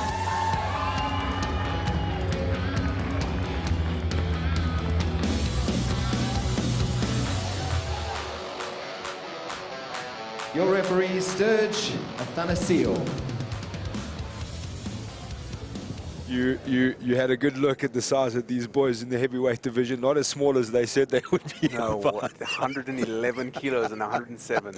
That is crazy. But this should be fun. Yeah. I'd like to see what these boys do here. We got to see a little bit of Warren in a comp at the end of the year last year. He showed some really, really high skill level. Gives up that half guard position immediately. I think it's safer for everybody that there's no double legs involved with these two gentlemen. No. I was kind of hoping. I was hoping we'd see some. I was hoping we'd see some action there, but that's fine. Warren opting to give up the chest-to-chest, but regarding here. So for those of you that don't know, Warren Ellison obviously had a long history of MMA. Fought in the EFC, was a title contender. He's been doing jiu-jitsu a hell of a long time. He's out there in Bloemfontein now trying to represent his academy, and just a hell of a nice guy. Really, really good high-level jiu-jitsu. Brandon Nordia has also been around a hell of a long time. He would hate me if I never told you about the gold medal I have over him. He still is desperate to get that one back. It'll never happen, but just so you know, Mr. Nordia. But yeah, interesting position here. Aidan Griffith, what can you tell us about Warren Ellison's shoulder lock position? Warren trying to implement a shoulder crunch sweep here. There we go. Butterfly hook is in. Now he can maybe start to threaten that. Keep that butterfly hook. He's got to try elevate and use that shoulder crunch to tip Brandon off to his right side. Brandon doing a good job keeping his base. Nice gentleman's agreement to turn so they don't go off the mat there. Thank goodness. What I can see from Brandon Nordia's expression is that shoulder crunch was very uncomfortable. Let's see here. Nice, I like that. Now I can start to tip him over. Warren playing very well with his butterfly hooks. I'm very impressed. Actually has a really, really good leg lock game. We got to see quite a bit of it at Sub Kings recently. Also, 2 guys who believe that they can make the light heavyweights 8-man. I think they're going to need to spend a bit of time on the treadmill. 100% coming down. No disrespect to Brandon, but 111 kilos, that is massive. And that's impressive. Not saying massive in a bad mean, that's impressive. I'd like to see him use that weight down now. Yeah, and Warren's being very smart. He's going back to double underhooks, back to that shoulder crunch, trying to find that gap. Threatening a triangle there, maybe. Brandon wise to it. Back to that. Ooh, thought about it. Now playing a little overhook on the left side. I'd like to see some C-cupping in the armpits from Brandon here. Maybe trying to stand up, break the guard. Warren fishing for a leg though, maybe looking for maybe a K-guard entry. Keep control of that arm. Nice. Attempted a sweep there.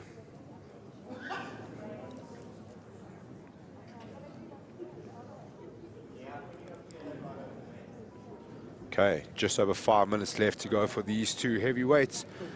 Cool, calm, and collected from Warren Ellison in the bottom position right now. Kind of almost seems like he's putting the onus on Brandon Nordia, like, you got to pass here, you got to do something. Let's see what you got. No, for sure. Brandon needs to try stand up now, but the threat is there. Warren is threatening that shoulder crunch sweep, so Brandon is wise to it. So it's kind of a bit of a stalemate at the moment.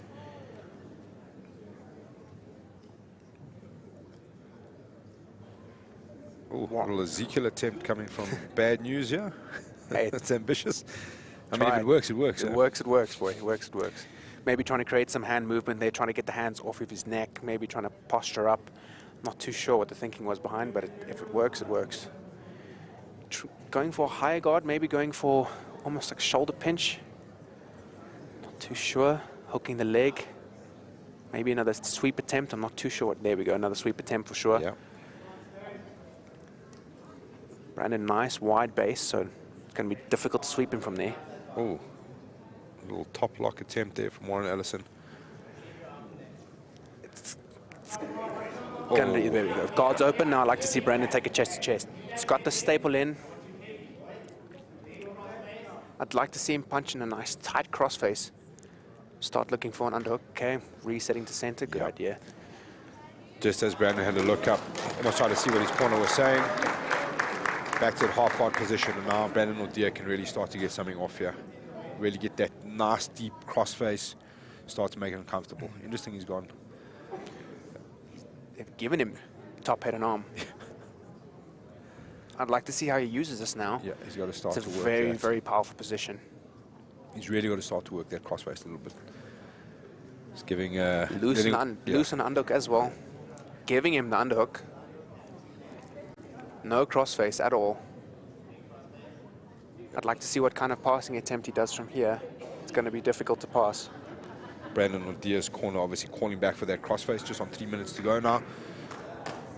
I'd like to see Warren maybe trying to look to wrestle up here or look for an underhook on the near leg. He is looking for it. Yep. Maybe if he can pass Brandon over his body and start to look for a leg entry.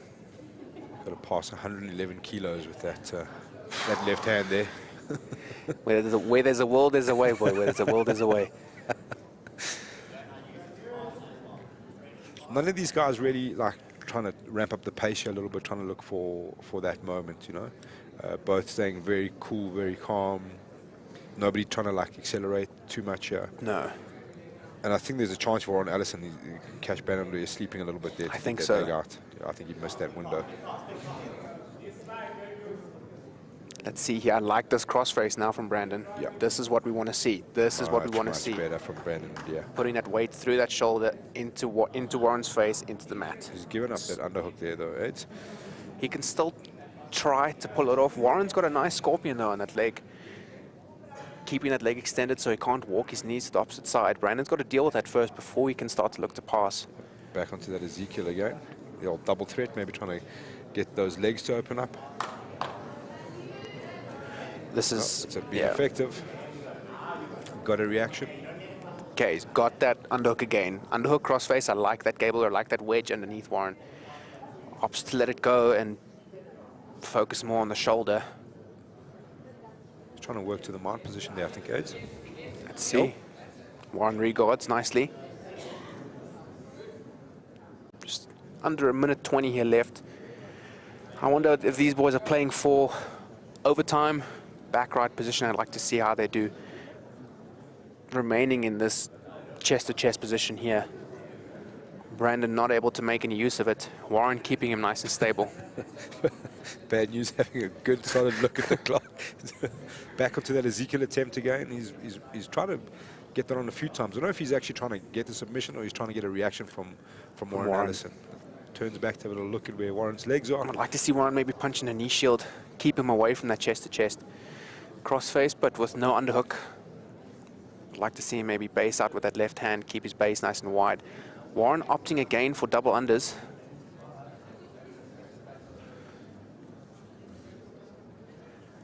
Yeah, it's interesting, Ed. I think referee Sturge had definitely had some grounds to issue these guys with a warning to get moving. I think so. I think so too. But here we are, lo and behold, we're going to see overtime between the two heavyweights. They're going to have 2 minutes apiece here to try and decide this match as we head into the last 10 seconds here. Let's see here. One more Ezekiel attempt. One more attempt. Just give it a try. Warren holding out. Warren knows. Very nicely done. Now let's see what these boys opt to do.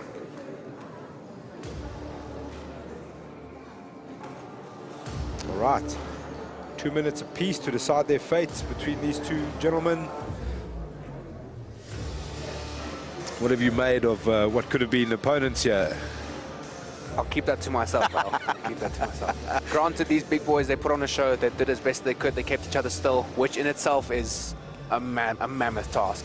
Keeping 111 kilos still and on you is impressive.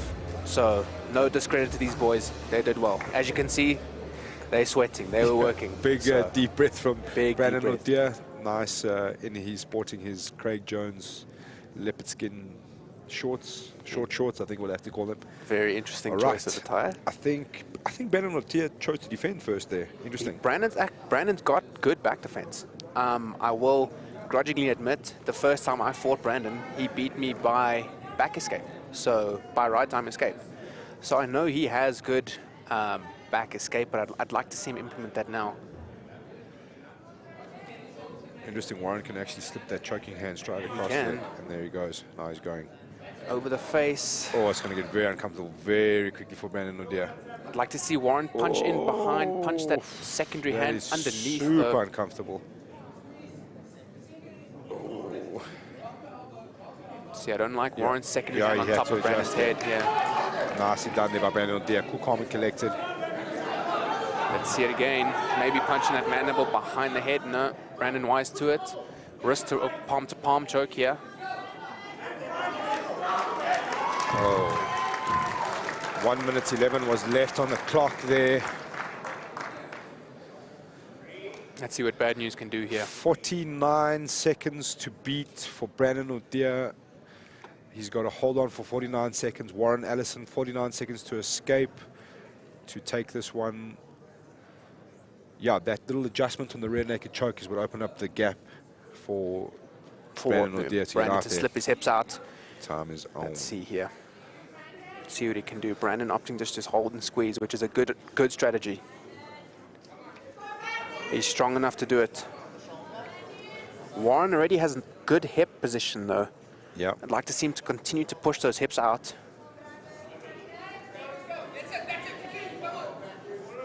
Brandon keeping a super tight seatbelt, though. Yeah. Keeping him locked. Warren Allison trying to find ways out. He's kind of like trying to fight grips. He's really got to start getting some movement.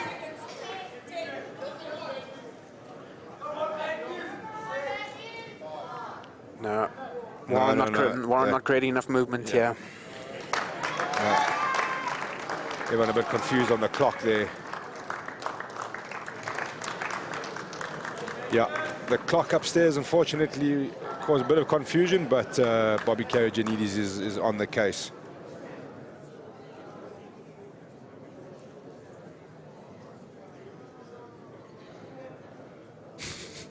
Bit of confusion downstairs at the desk there. Let's see what they figure out here.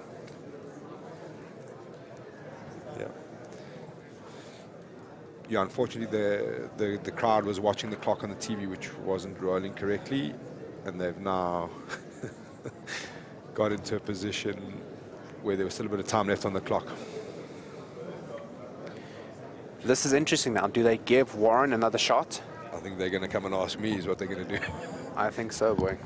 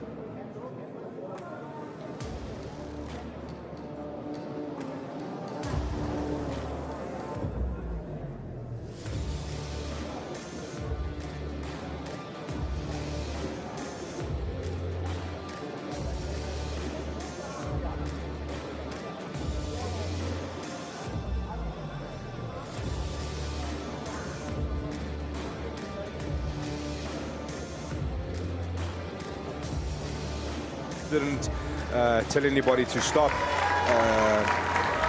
So yeah, my call on there was, I don't think he was getting out in the second, so we're going to have to, unfortunately, just fix that mistake. Brandon Deere was obviously in the ascendancy and the control there. Bit of a glitch in the matrix, we'll call that one. Of course, not the way you want to win it, but still, it's all good. I think Brandon Deere is coming to call me out here. It's not happening, bro. It's not happening. Let's see.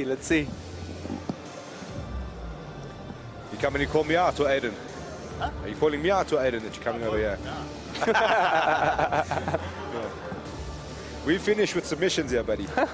Nice. Oh, gotta be careful what you wish for here, boy. You can't come up to the table and call you out like that. The table's serious. Table's serious, boy. We take names here, Brandon.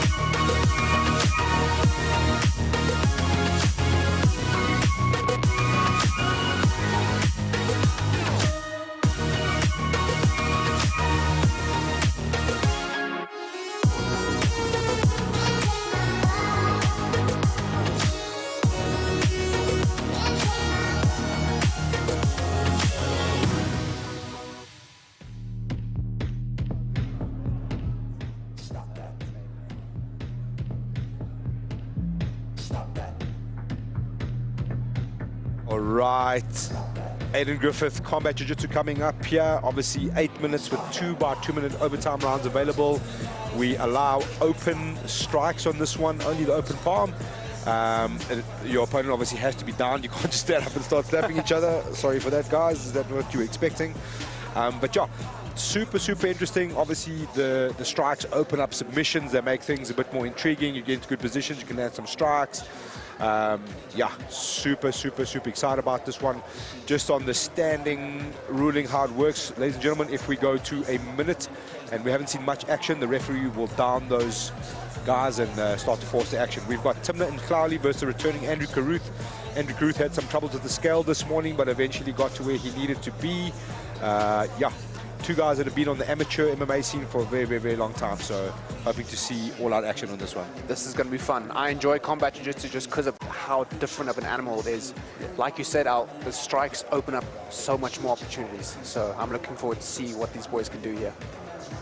Take it away, Mr. Duplessis. Ladies and gentlemen, it's time to fasten your seatbelts as we get ready for the all-out action combat jiu-jitsu. First to the mats, the current MMA SA team captain, a future star of combat sports, representing the mighty Quan Vessels Academy. From the red corner, please welcome Timna Clowley.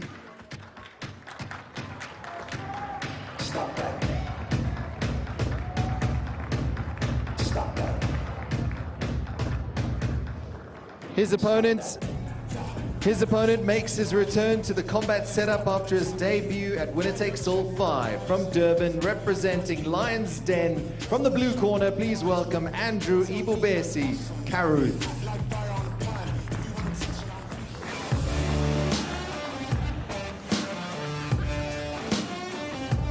Your referee, Bobby Karajanides. You know things are serious when Bobby gets on the mat, eh? Oh, yes. That's when things are starting to get serious. Like I said, both of these guys have represented our country on the amateur MMA scene. Andrew has been doing amateur MMA for a very long time. He's about to turn pro. Timna is in the crux of his amateur career. He was the MMA SA team captain on the last World's appearance. Again, just a real student of the game. Massively talented youngster. Very excited to see how this one unfolds. Straight onto the double leg. Straight onto a double. Yep. And you're looking for that neck, looking for the elevation for the sweep immediately. Like to see Tim get a hip heist here, create some elevation as well. Yep. Back to the feet. I think if you're Andrew Caruth, you're going to be a little bit cautious on how you get back up onto those feet now. Foot sweep opportunities coming up there, Aids? Definitely. Tim opting to shoot is his strength. on the handbrake now, looking to the back. A couple of strikes coming down. It's fine.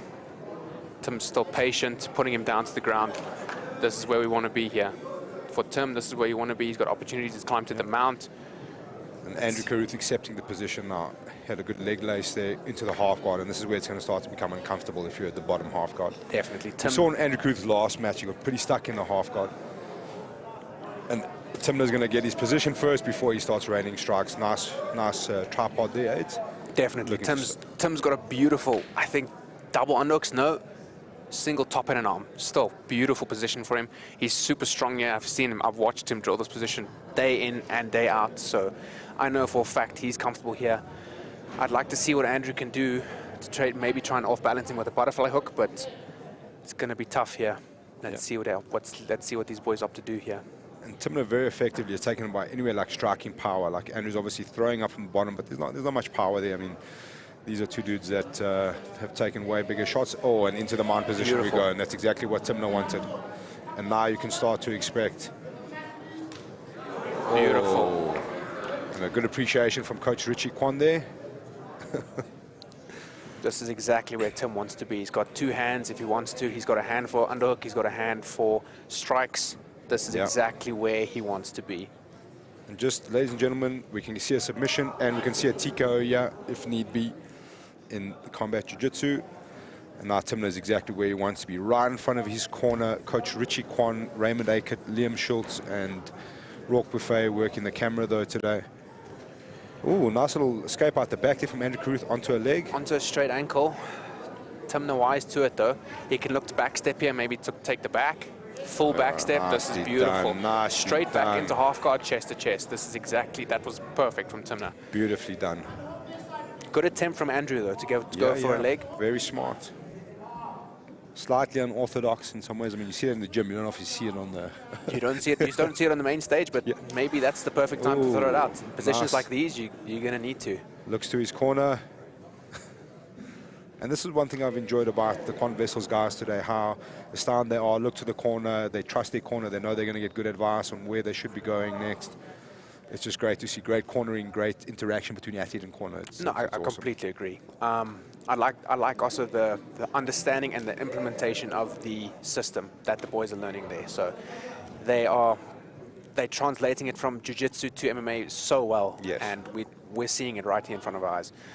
Just from New Wave to Quant Vessels, using the mount to either tire or for our boys to strike.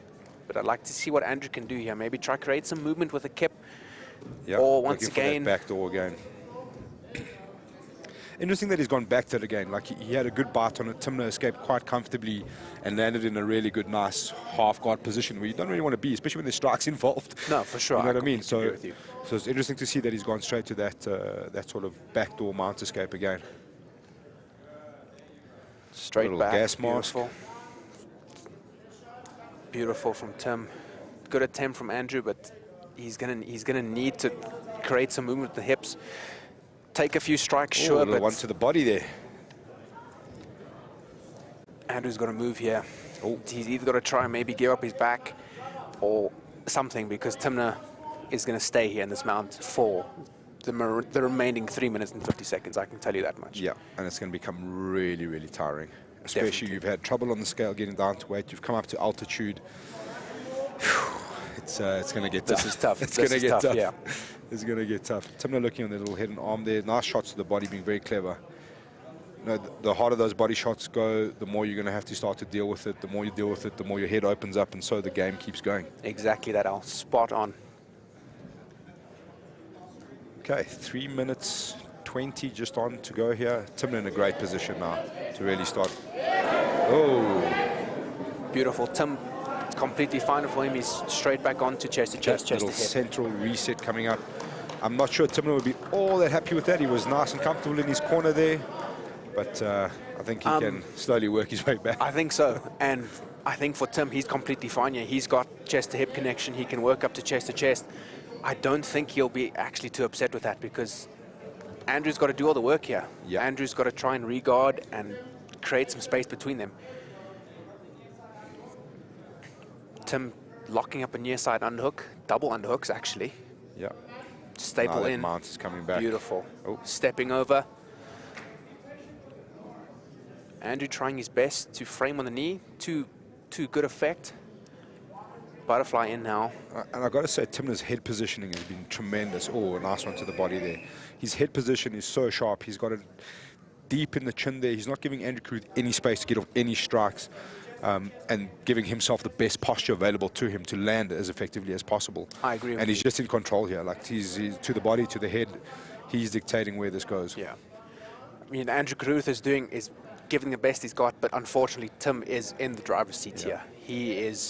He's the one dictating. Like you said, he's the one who's dictating the pace, where the position is. His head position is perfect, keeping Andrew's posture broken, so he can't strike. This is textbook from Tim. Yeah, more than head position.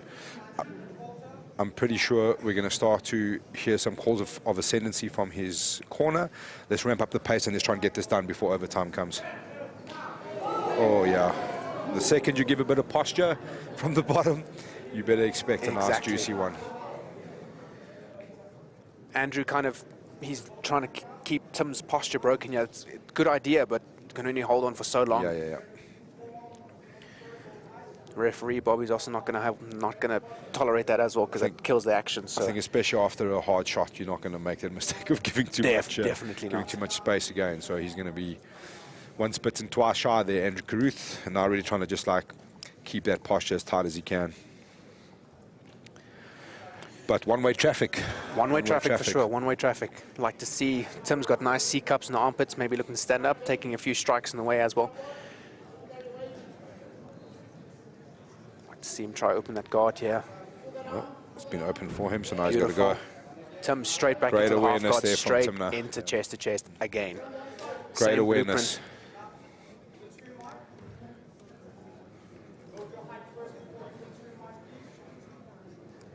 All right, 30 seconds to go. This is beautiful. Yeah, Tim taking his time, not wasting energy on unnecessary movements. Andrew trying his best to create some kind of damage from the bottom here. That just creates a reaction already. He's had no answer, you know, so now he's trying to look for some kind of reaction. Tim wise to it, keeping good head position. Give one, take one. Here we go. There we go. Beautiful. Oh, very nice body head there from Very Tim nice Mhlali. from Tim. Okay, this is a game that is a cruel mistress, unfortunately, when it comes to overtime. So Bobby's abandoned the coin toss. He's given Timna the choice on the basis that he's been the more active fighter and the more dominant fighter, so he's gone straight to the back. Just to note, I know the Combat Jiu-Jitsu Worlds doesn't allow striking overtime. We do. We think it makes sense. It's got its risks. Obviously, you give up to throw a strike, you give up your position, and vice versa. So interesting to see how this one plays out in the Combat Jiu-Jitsu overtime. That's interesting. Very interesting. I like that. Let's see here. Tim locking up immediately. Body triangle, tight chest to back connection. This is going to be tough for Andrew now. Yeah. Tim's got really good back control.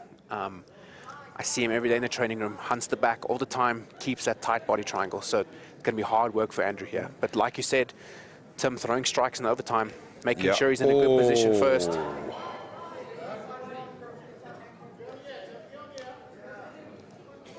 And that's got to be very uncomfortable for Andrew Carruth. And the same thing, like you risk giving up that one grip to throw the strikes, you give up another hand to defend it, and you give up a choke. So that's what makes it really, really exciting in the overtime. Exactly that, yes. So Andrew's got to pick his poison, you know, like, do you carry on eating the strikes?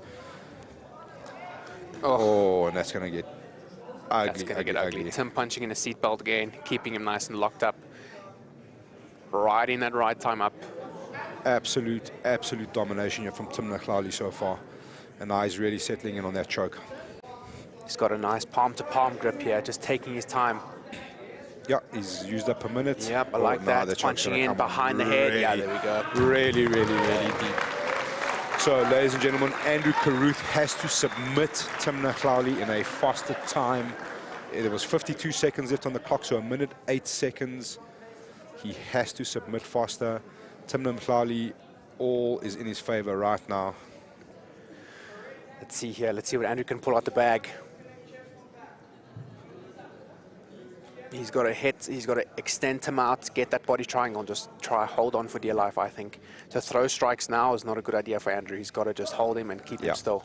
That's a great point there. It's like throwing strikes is going to be so risky at this point. What do we know? Timna defending nicely. Tim escaping. And he's out, he's out. Wow, smoothly done. That's the risk of throwing the strikes. Exactly that. That is the absolute risk of throwing the strikes. And that was it. He gave up that control arm. Gave up that control arm, and Timna was gone out of there. Class performance from Timna Mdlali. Absolute class performance. Domination from Tim, using that chest-to-chest half guard to pass the mount, and from there strike away at his will. I agree with you, domination from Tim.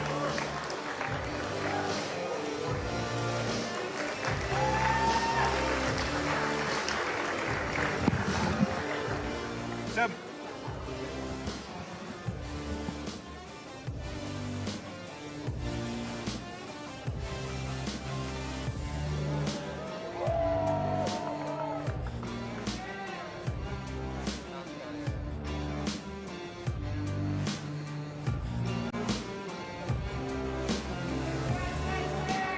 Timna, you must be absolutely thrilled with that performance because it was largely one-way traffic.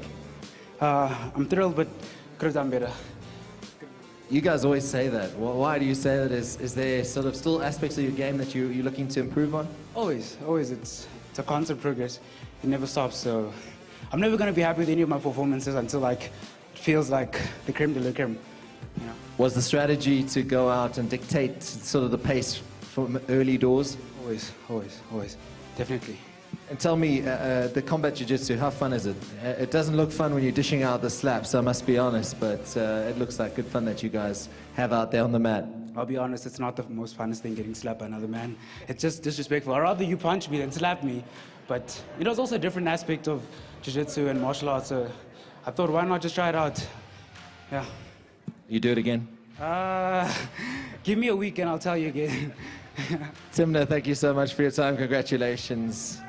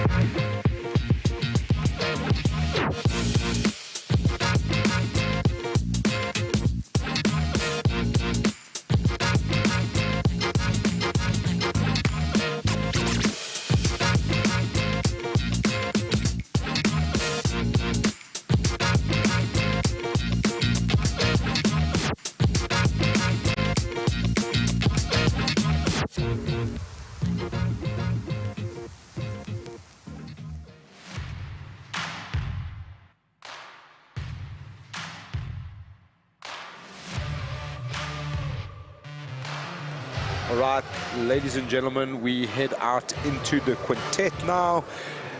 It's a lot of fun. Aids, for those that don't know, if you're watching this for the first time, this is team-on-team, 5-on-5 jiu-jitsu. You submit your opponent, you stay on, he leaves, the next one comes on, and so it keeps going. 6-minute rounds. It's a lot of fun. They've been very exciting the last few, so looking forward to this one.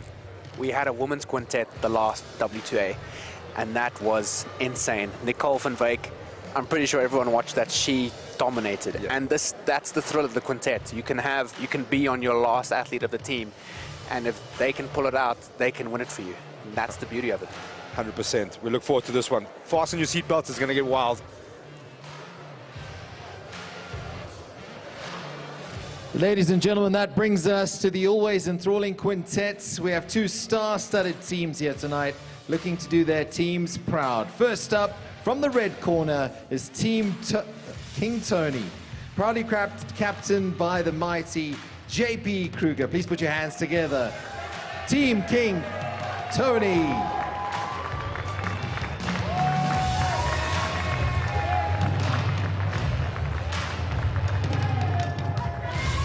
The opposing team is captained by the legendary Tian Gerber. Please welcome to the mat, Team Alikasize.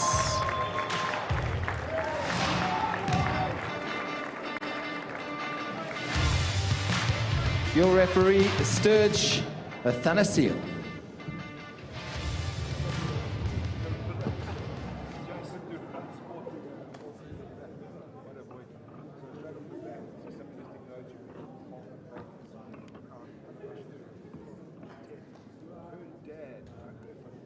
On Team King Tony and the JP Kruger, he's got big shoes to fill in his daughter's footsteps there. You know, I don't think that happens too often. And nice little play here. Nobody knows who's going out. This is light. This is the part. This is the fun. I like this. And it is Andre van Wyk, dad of Nicole van Wyk, out on the mat. Team Tion Gerber. I think they're sending out the jockeying. Vanilla Gorilla first. There we go. The Vanilla Gorilla. I can't even say it. It's oh, good Lord, Jason Durant. I'll give it to him. That's a good name. Jason, obviously a bit of a late entry into this one. He replaces his team Shadrach and Sua teammate from PESFA. Yeah, nice addition to the team for Tion Gerber here. Across the other side, we've got Rhys van der Merwe, Mark Silos, Dylan Carrera Miguel, and JP Kruger. Obviously, Jason on the mat. We've got Brett Hudson, Alamin Hane, California Owl, as he's known, Justin Thomas, and Tion Gerber ready to throw down. All right, 6 minutes to work straight into the action. If you can get a submission up front, you set your team up really, really nicely here. Let's see, Jason nice and heavy on the head. Let's see here. Jason weighing in just on, I think, 92 kilos, and Mr. van Wyk just over 100. So nicely matched up in terms of weight. Obviously, Jason Durant wants to come out and just remind everybody he's still around here. He's indicated that he wants to make the move up to light heavyweight now, which is quite interesting. I mean, he's a big lad. He's walking in just over 90 kilos now. So yeah, you can see he's got some good size on him. Yeah. Opting to pull guard. The slowest seat you've ever seen. Also interesting to note a little what's going across the bandage on the thigh there. Oh, let's see, in on the leg. And that looks like trouble for Andre van Wyk immediately. Coming out, maybe into the inside. Actually, doesn't look like he has a position yet. Opting maybe for a knee bar. Oh, that's a great entry there from Jason. And start to extend those hips, and it's going to be trouble. Now punching in, almost a crisscross Ashi here. Mr. van Wyk doing wise to it, trying to get that second foot in. Jason doing well. Controlling the foot, controlling the toes. Andre van Wyk's fun fact, he's a flat earther. I don't know if he's being serious. And, obviously a big fan of Coach JP Kruger. Yes, absolute legend in the sport as well. Okay, chest to chest position here for Andre. I think Jason will be quite disappointed on how he lost that position and he'll find himself at the bottom of a very heavy half guard. Like Jason, he can make something out of this though. He's skilled enough to do it, so maybe he can see him pick up a leg or try to re-wrestle. But at the moment, under, like you said, a heavy half guard. Ooh. Looking for a Kimura here. Oof, and he's got that arm away. Oh, gave it up. Nullified.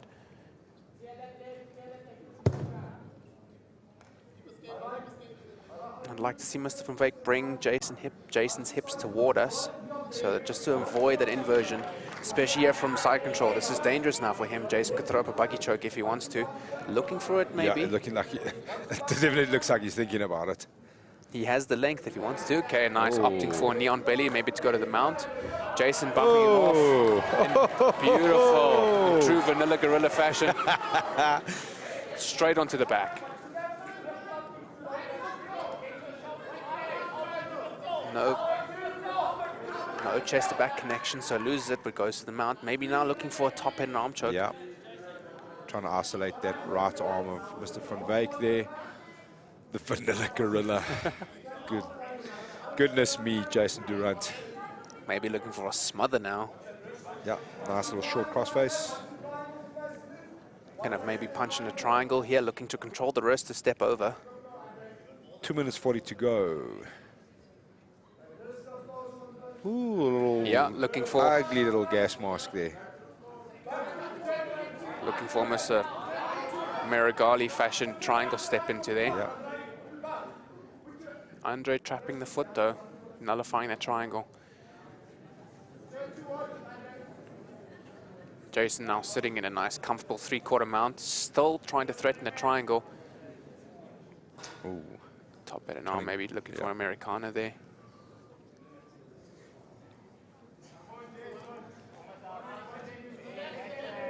Very smooth work here by Jason so far. Very controlled. You know, he's a wildcat when it comes to throwing up submissions. And he's on that neck now. Yeah, he's on it, and it's under the neck. It's over here. And gets the tap. Nicely done. Beautiful work from Jason Durant. That's the ascendancy for Team Oli Kasai's. Immediately puts him. And now, do they send out his teammate, Reese van der Merwe? Let's see. It looks like it's going to be Mark Selos. I think so. I think it's going to be Mark Selos. All right. They've got 90 seconds now to figure out what happens here. Strategize, keeping their cards close to their chest. I'm looking at the body language. It's going to be Mark Selos. That's what I thought. Like you said, Mark Selos steps up. This is interesting. Mark's got a dangerous leg lock game. And Jason's got the physicality to work past it if he chooses the correct moves. Let's see what Mark can do here, though. Mark trained with him a lot. He's finished me many a time with the inside heel hook. So as he does, as to all of us. As he does, yeah, exactly that. So I'd like to see what he does here. Yeah, this is a massively intriguing matchup here. Mark's also been on a bit of a tear, returned back to competition recently. He's been improving massive leaps. So has Jason, with all due respect. I think Jason's like really starting to find his feet now.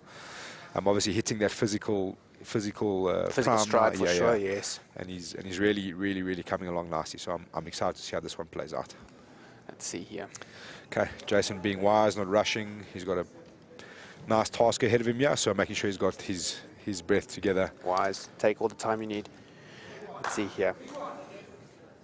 Let's see what Mark opts to do. Mark opting to wrestle. Try to wrestle. But Jason on him again, picking up the single onto the back. Body lock position. Strong framing there by Mark Selos immediately with strong frames. Mark opting for maybe a buggy choke. Definitely thinking about it. Definitely thinking about it. But now Jason knows as soon as he steps into the half guard, Mark's going to throw the thing up, so I'm sure he'll be wise to it now. Mark's also got a really good triangle. He does. He finished a couple of his opponents in his last Submission Kings tournament with a triangle. So maybe he's looking to throw that up again as well. But at the Jason moment... looking super solid there. Oh, yeah. A little bit of space. Stepping into half guard maybe. No, Mark opting to put it in knee shield. Good call. Looking for Kimura. On the Kimura sweep coming up. One of my personal favorites. Very nicely Keeping done. it though. Jason entering a leg into 50-50. Mark slips his heel. Good work. Mark it's going to be finding a heel hook of his own. Ooh, little heel hook shootout. Let's see. Mark got it. I'd like to see Mark drop to his shoulder. Look to extend those extended hip. If he's not getting that, he's got a punch in the toe hold. A nice little 50-50 heel hook shootout there. Very nice. Got my heart racing there a little bit. Let's see. The heel is there for Mark. He just got to collect it. It's hanging there free. I think Mark was trying to make sure he was safe before he started attacking there, which was very smart. So talk us through your aids. What should Mark's got a really good bite in the heel. I'd like to see Mark drop to a shoulder when he's going to finish. Right now he's staying on his elbow, which is kind of compromising his finishing ability. Jason looping his leg all the way. Toe hold there. Got the tap. Yeah, I think you went deep onto a toe hold there.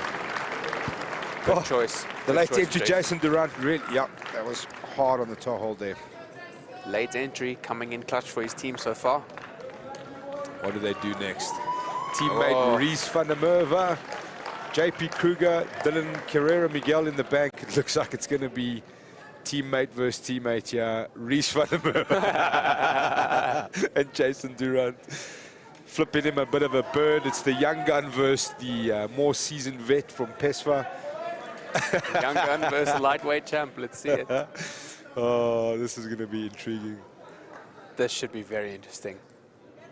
I'd like to see how this plays out. They know each other's game so well. Good solid 20-kilo difference between the two boys here as well. But let's see, now the mind games from the training room come into play. We haven't seen it, unfortunately, but... Reese with a nice, confident smile there. He knows a few things. Oh, it's going to be intriguing. It's going to be intriguing. Jason matching him as well with a nice smile. This should be fun for the two boys here. There's actually teammates on both sides. We've got Justin Thomas, who's a student of JP Kruger on the opposite team. It's a good mix of guys. They've still got Team Monica sides. They've still got Tian Gerber, Justin Thomas, California Al, and Brett Hudson in the background there. So a lot still in the bank. Let's see. All smiles. That's what we like to see. See Reese, Jason playing around here, opting to pull. Yeah. I think Reese will only play for so long before he starts. I think so. Here we go. Here we go. Oh, Jason he's on a opting for leg. backside 50-50. Let's How see here. dare Reese you, wise Jason. to it. Like I said, it'll only be playable for a little bit of time. Exactly that. Jason looking for maybe a Delahivas or inversion underneath. Reese now half guard position. Same in that reverse Delahiva position now. Jason may be looking to invert underneath and coming out to the back. Reese taking center position, hitting a nice hip switch, but lands back in the Vanilla Gorilla's guard.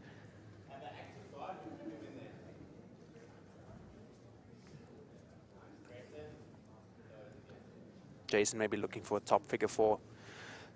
Let's see what he can do here.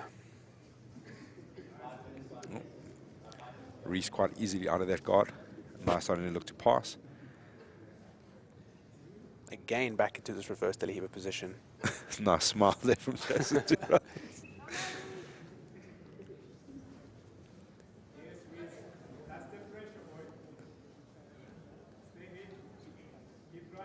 Reese got a nice staple in there, looking to pass. Yep.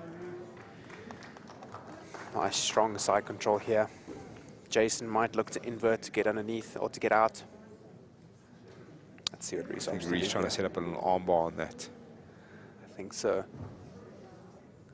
Jason flattened his back here, needs to create some movement, maybe to try wrestle up or invert and regard. Little ghost escape there, maybe? Maybe. Reese shutting it down quickly. Maybe going for a crucifix, yeah. Locking up a kind of crucifix position here. It's going to get ugly really fast. Yeah, looking to rip a Kimura. Tap. Reese found him over. Gets one back over his teammate. Looks like they're going to send Justin Thomas out. Tough task for young Justin Thomas.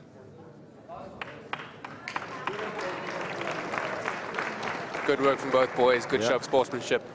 That's what we like to see. Good work there from Jason Durant. Really put his team in a good position, you know. So they've definitely won up here. Justin Thomas, I'm sure the instruction of the job is going to be just go and survive. For sure. Knock Reese out and let's even that playing field again.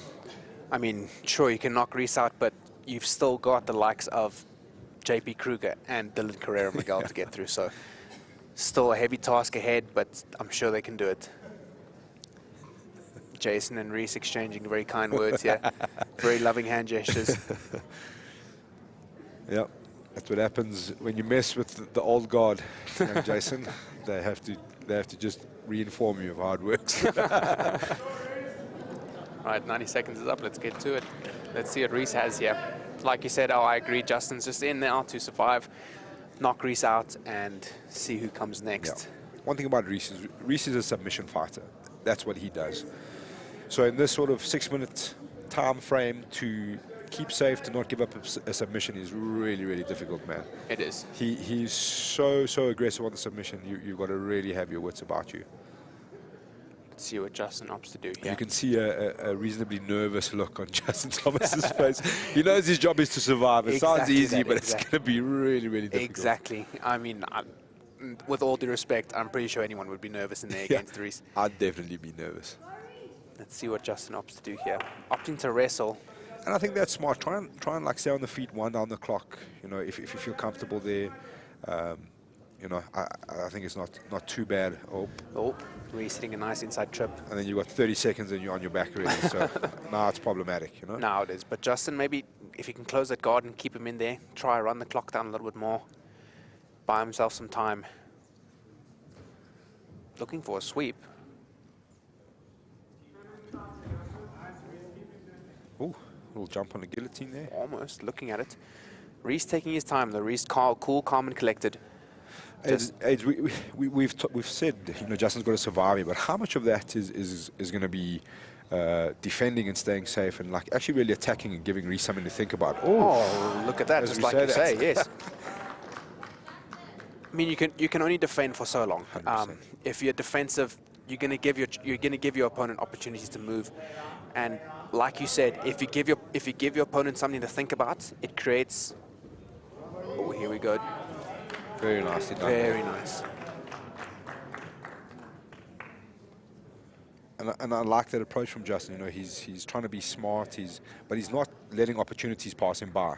If you see something, he's going to go for it. And Exactly that. And it's going to make Reese think. You know, it's going to make exactly. Reese think that it's not going to be one-way traffic here. Keeps you know? Reese on his toes. Yep. Not just full-fledged attacking the whole time. Reese. Very, very nice. Beautiful on her neck here. Justin wise to it. Justin now on the attack. See, this is what I like to see. This is how you run down the clock. You put some 100%. pressure on the man, you defend, but you balance the two out equally. This is what I like to see. Reese got a nice knee shield, chest to hip connection here for Justin. And if he's smart, he'll take his time. You know? Exactly. Like to see a nice deeper crossface from Justin, maybe looking to pass. Reese has got a nice underhook on the far leg, maybe looking to sweep. Looking to extend that leg now. Yeah, Justin's got to be very careful on how he moves that weight around. Definitely. Reese could jump on a leg here if he wants to, exactly. Yeah, that's where he's going. Let's see what Justin goes for. Knee bar, gets the tap. Or no tap. No. Bit of confusion here on the mat. Not too sure what happened. They're restarting. Yeah, they're just resetting. Nice bear trap position here from Reese. Justin out. Justin doing a brilliant job so far against him. Oh, Reese in on the leg. Looking for the sweep though, not actually for the leg. Now Reese is on top. Let's see what pressure he puts on here. 3 minutes just over to go. Justin's done really well so far. And this is exactly how Reese set up the crucifix on the last one. And he's going straight back to it now. Obviously something he's been working on in the training room. Definitely. And he's putting it to work. He's using it really well here. Let's see. See, he's looking back for that arm to trap that arm in the legs. Crucifix incoming.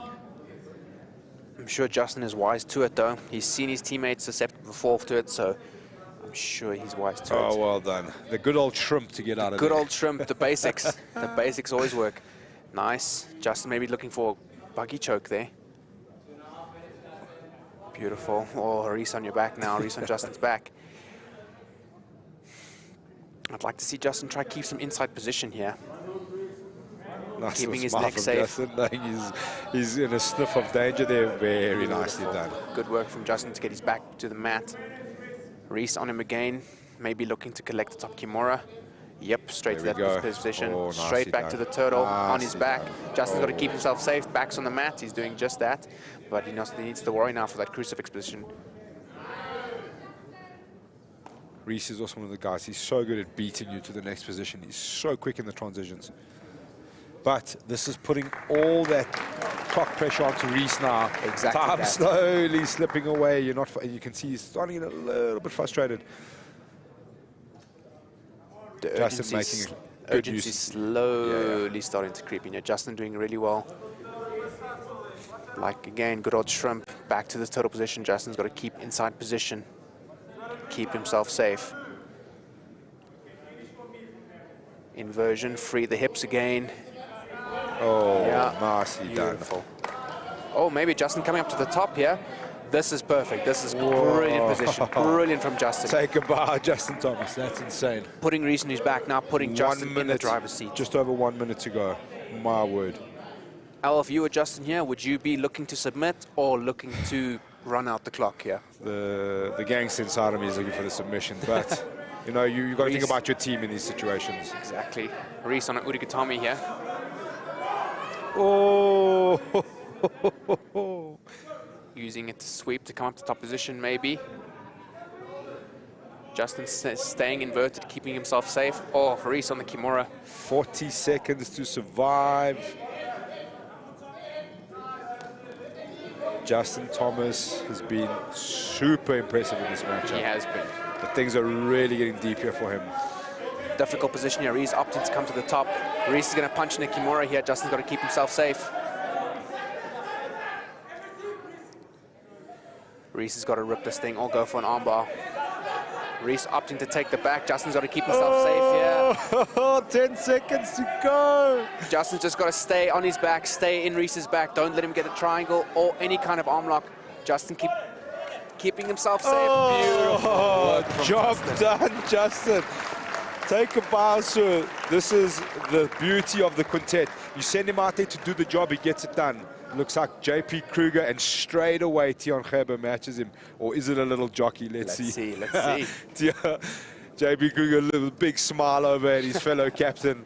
Let's go and do it, buddy. That's the call here. Let's go and do it. I like this. Captain on captain. This is perfect. JP coming in with a hug as usual. Very friendly guy. Two of the nicest guys you'll ever come across in jiu-jitsu. For those of you who don't know JP Kruger somehow, obviously the EFC interim middleweight champion. He was the runner-up in our middleweight 8-man. Tiaan Gerber was also involved. Tiaan Gerber recently recovered from cancer, which has kept him off the mat, and this is his return story back onto the mat to come and just remind everybody of who he is. Such a great look for the sport, these two gentlemen. Wow. They're going to go out and they're going to give it everything for their team. And you'll struggle to find someone who enjoys jiu-jitsu more than JP Kruger or Tiaan Gerber. Yeah. Let's see, both of them opting to wrestle here. JP looking for a neck. Tiaan wise to it. And this is like very interesting matchups here. These guys have faced each other so many times. Tiaan Gerber recently got a decent victory over JP via heel hook. I think it was last year, obviously in the open weights. They had some good back and forth matchups. They know each other pretty well. But JP Kruger on top of you is not where you want to be. Bails all the way out. Back up to the feet again. JP very nervous of that leg, made sure he got all the way out. Yeah. Learn from his mistakes. 100%. Interesting here from Tiaan to wrestle with there we go, now he pulls guard. Opting to try maybe to pull it to the leg. Let's see here. Okay, so the situation would be here. If we get a draw, we've got Dylan Carrera Miguel, who have two guys to deal with from Team Ole Kasaz in Alamin Hane and Brett Hudson. So a lot left in the tank for Dildo. We'll be hoping for JP to get one back for his team. I think Tiaan Gerber can just about really put the hammer down on this matchup with a victory over Tiaan Gerber, over JP Kruger. Yeah. So yeah, a lot at stake here between these two in this matchup. Definitely. Nice hand control from Tiaan. Trying to pull into a leg again. JP very wise to it. Or trying to maybe punch up a triangle. Good attempt from Tiaan. Yeah, giving JP something else to think about. Exactly. You're stressing about the legs. Let me show you this triangle attempt here. Exactly that. Very nicely done. Having a good laugh. Let's see here. Tiaan maybe looking for a figure 4 top lock here. JP's got good posture. Opting to go for half guard butterfly hook. Maybe trying to invert, or not invert, elevate.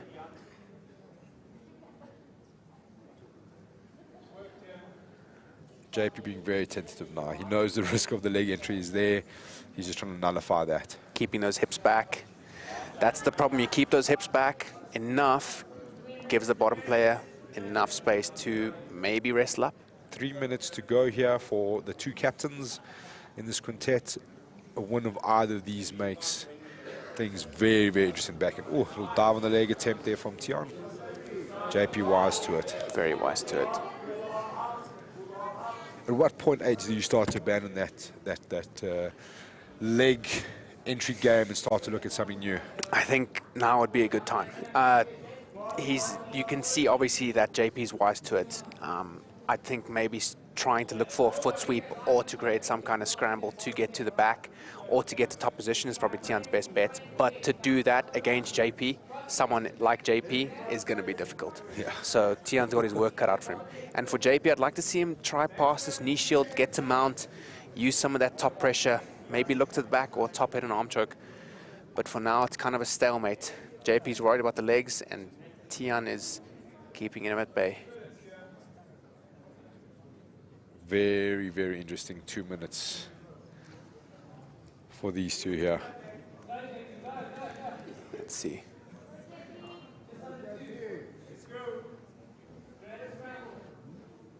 And we've seen a lot of this from JP Kruger, even in the 8-man. He's quite comfortable to sit back in at half guard, like hand fight a little bit. He's very calculated. He's going to be heavy on top, so he wants to get them secured, so he takes his time working that body lock now, it looks like. Yes, I think so. I think this is what he wants here. It looked like as soon as Tian punched in that second butterfly, he was right on that body lock. So maybe he's going to look to try and pass with this now. This is probably his best chance to pass. He's nullified Tian's leg attacks. So this is the best chance, I'd say. So 1 minute to go before it all falls in the hands of Dylan Carrera Miguel for Team King Tony. Team Olikasaz will have 2 in the bank if this goes all the way. So yeah, it's going to get very interesting. And if there's one guy who can make things happen at the end, it's definitely old Dylan Miguel. Exactly. Let's see here. Tian opting, well, JP out of it. Both looking to stand up here. You can see the pace stepping up a little bit as we close out on the last few seconds. 40 seconds to go. Let's see JP looking for that body lock here to the back. This is better for JP now. This is more of a chance. Yeah. Let's see here. Tian coming on top, maybe looking for a leg. Yeah, looking for the pull on that knee bar, it looked like. Still thinking about it. JP coming up on top and back to go.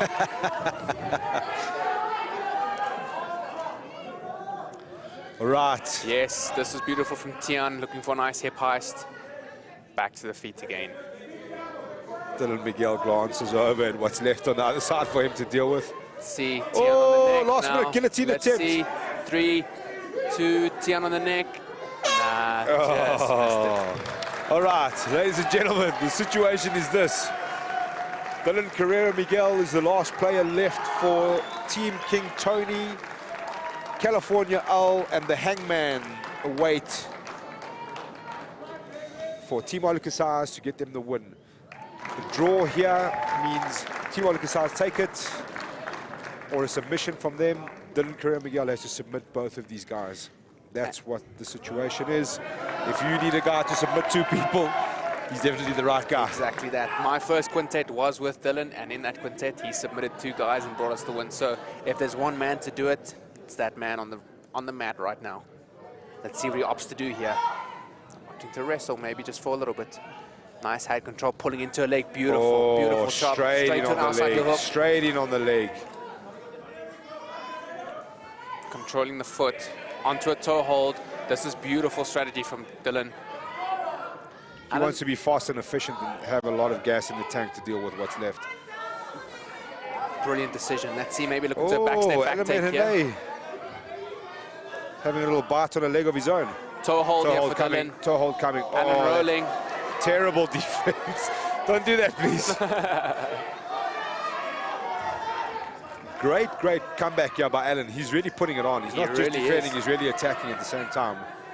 Let's see, Dylan going to come up to top position here. Alan sweeping him again with the leg.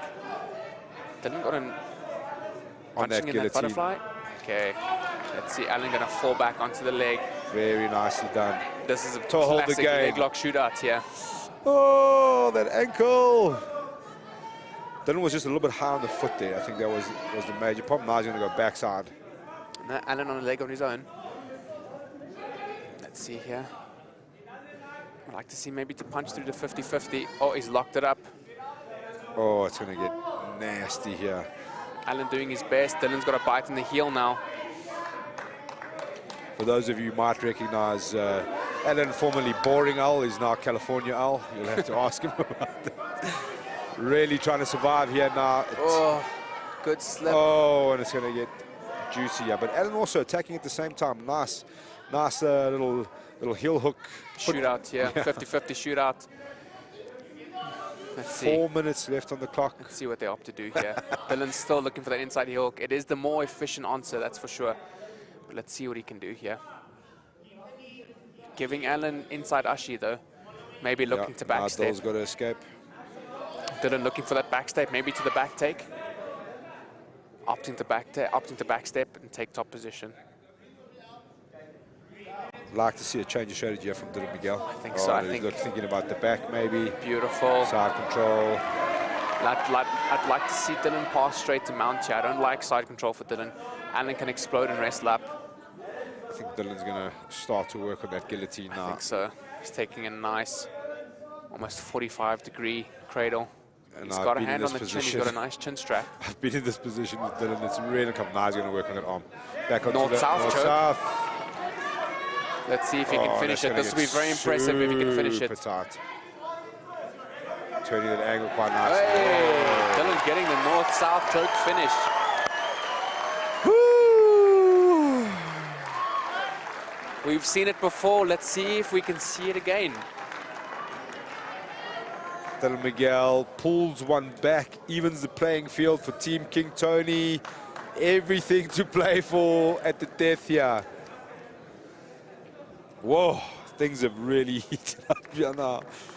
This is interesting. This is very interesting. Dylan's been in this position before, time and time again. He's experienced in this, so he'll know what to do now. Team captain JP, making sure he's nice and loose. Brett Hudson left to do it for Team Olikasaz, a 31-year-old blue belt from East Rand Brazilian Jiu-Jitsu. He quotes his role model as Mikey Musamechi and Alan Menhene, who just competed now California All as his nemesis both on and off the mat. He's got a lot of work ahead of him here. Let's see if the Hangman can do it. Submission from either of these gentlemen wins this. Very serious business now. Mr. Submission Kings, as they call him, Dylan Carrera Miguel, was almost not on this card. Lo and behold, here he is. Here he is. Let's see. Time's up. Let's get to it. Let's see what Dylan opts to do here.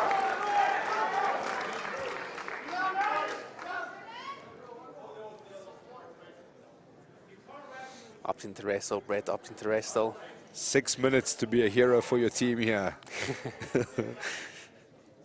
Let's see. Mr. Submission Kings versus the Hangman. Yep. Just as I expect, Dylan trying to hop in on the leg there, get it done quick. But Brett wise to it. Dylan maybe looking to wrestle up. Beautiful. Brett wise to it again. Wise to the leg lock entry. Dylan trying hard on that leg lock entry.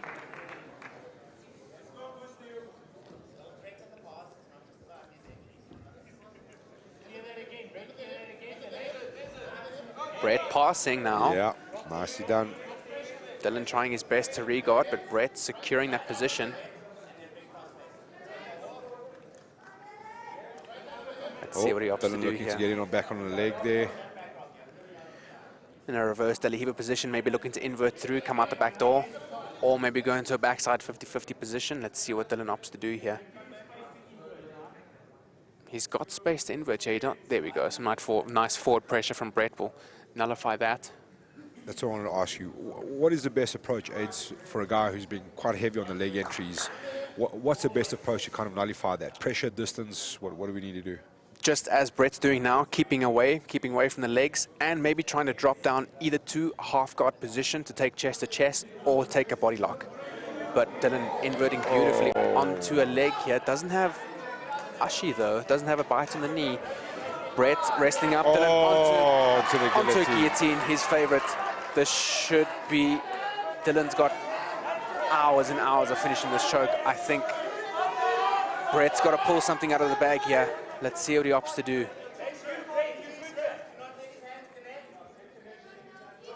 Brett getting hands in there to disrupt the connection, which is a good idea, but Dylan is still super tight on that neck. And so strong in that position. Oh, Brett doing well. Onto his back, onto the north-south choke. It looks like Brett slipped his chin under though.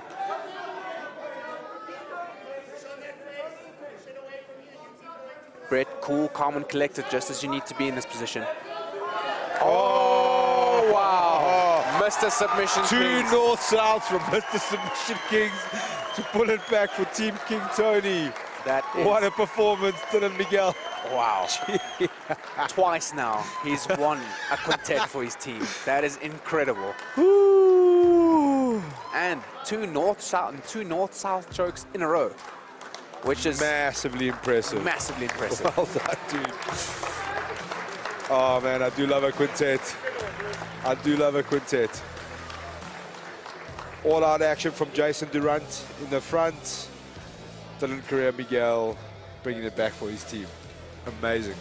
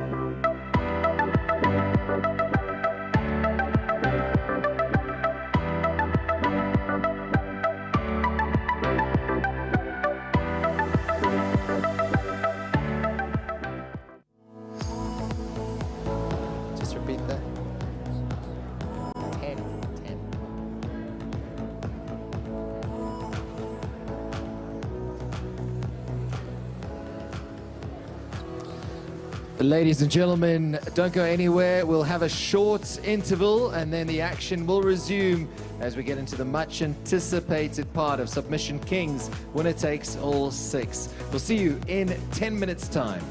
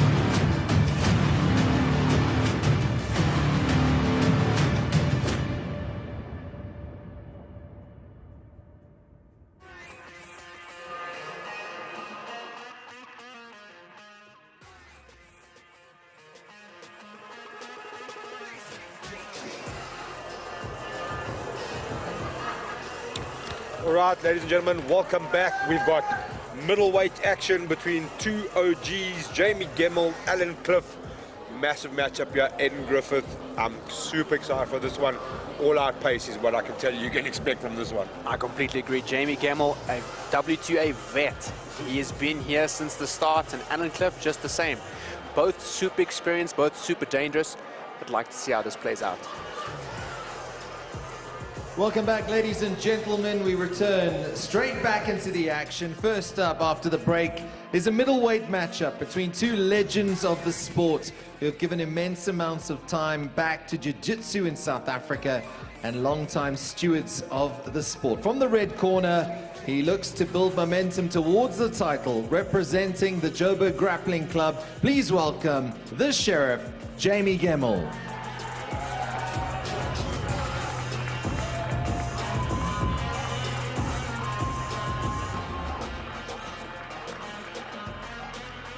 His opponent beckons from the east, representing the B-Strand, East-Strand BJJ. Please welcome Alan Cliff.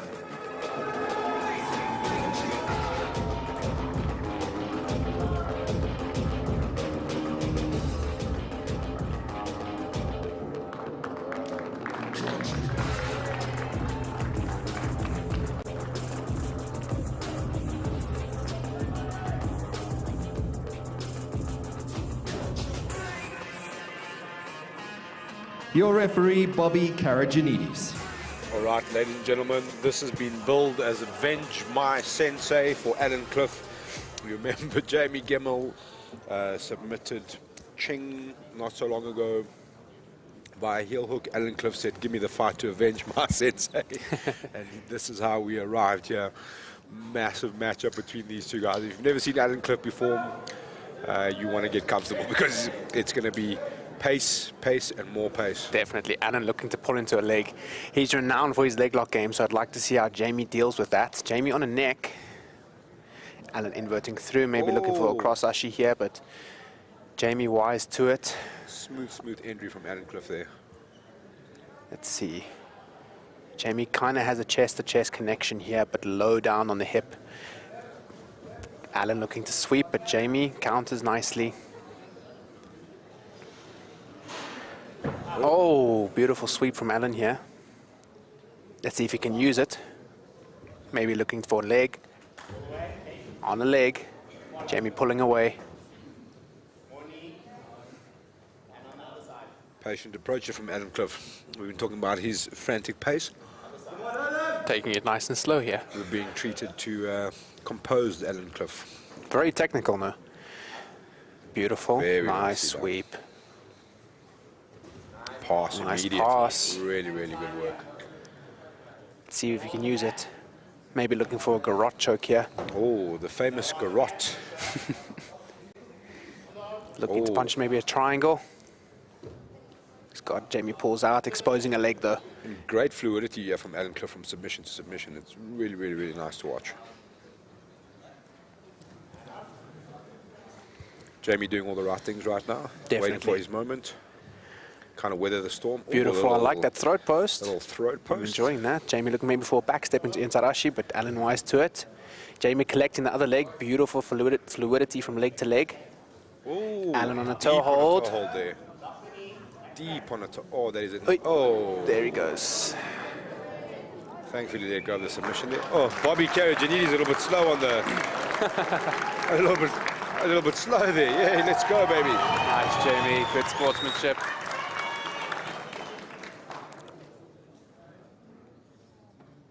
That toe hold. Oh, beautiful sweep from Jamie. Cross step into the foot sweep. Right, he's got a nice cross face here. I'd like to see him tripod up and walk those knees towards us. Alan wise to it, but Jamie's now got a staple in on that top leg. He should just be able to tripod and pass. Shaking that leg free. Riding Alan. Let's see if he can do here. Punching in a guillotine. Oh. Alan wise to it, rolling out, but still giving up top position. Let's see what Jamie can do here. Nice, jumping straight into the mount. Not stabilizing there, though. Nice to see a lot of transitioning from these two. lot of submission attempts, a lot of transitions, a lot of sweeps. Oh, Alan Cliff on top now. Jamie Gemmell with nice a nice triangle top block. attempt. Oh.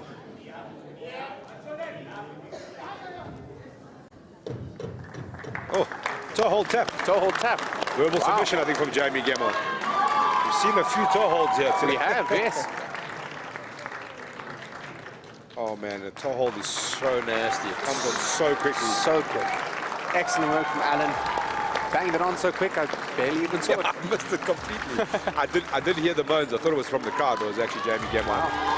Very nicely done. Great matchup, those two.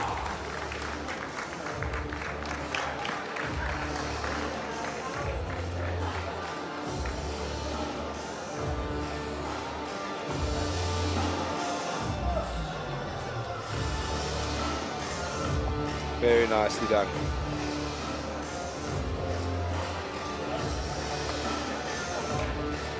All right, ladies and gentlemen, we're about to see the kickoff of the SA versus Brazil coming up next. Kicked off by Rowan Budlender and Emerson Meme.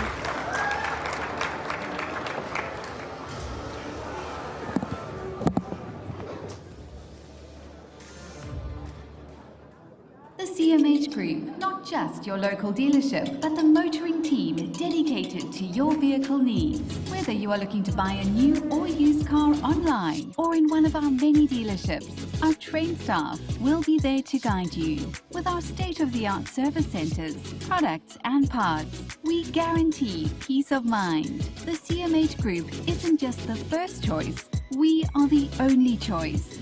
Visit your local CMH Group dealers today.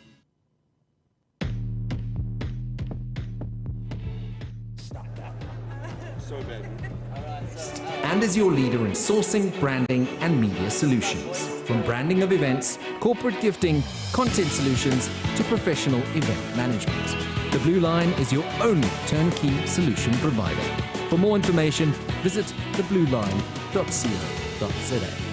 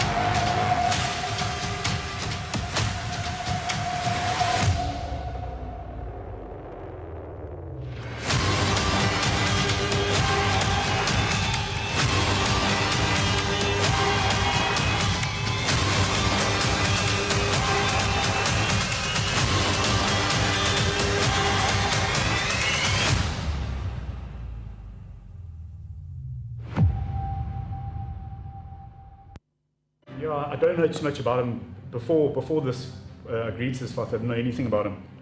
Since then, obviously, I've watched some of the fights. I watched his recent AJP fight. Yeah, look, I mean, the guy's a real deal, but at the same time, I'm tough and I've been doing it a long time as well. So it's a great learning experience for me as well. So I just want to go out there and do my best. Estou ansioso por esse grande dia. A expectativa está sendo grande e de representar todos da academia. Que quando eu subo lá no subsolo, eu levo o nome dos guys, da toda a academia. O que pode esperar de mim é uma luta para frente, porque minhas lutas sempre é para frente.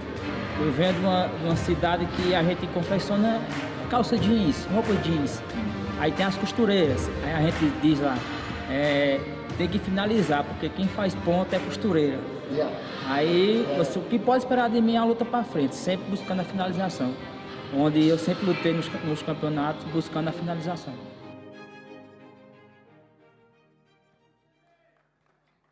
Ladies and gentlemen, if I can ask that you be upstanding on this historic night at Submission Kings Winner Takes All 6 as we observe and listen to the national anthems of Brazil and South Africa.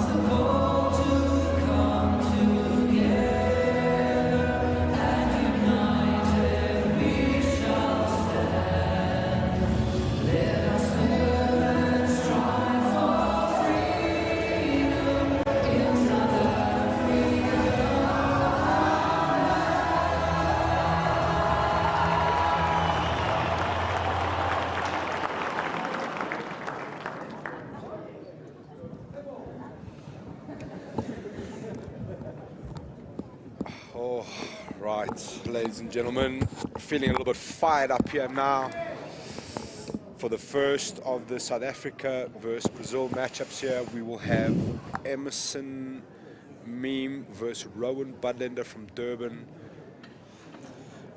So we can have a look. Obviously Rowan, a bit older in age, bigger in height, both middleweights, both vastly experienced black belts. Going to be a cracking matchup. CS Duplessis, take us underway, sir. Ladies and gentlemen, an all-out black belt middleweight affair awaits in the beginning of the South Africa versus Brazil showdown. In the red corner from the Sunshine Coast of KwaZulu-Natal, representing 2P BJJ, please welcome Rowan Budlender.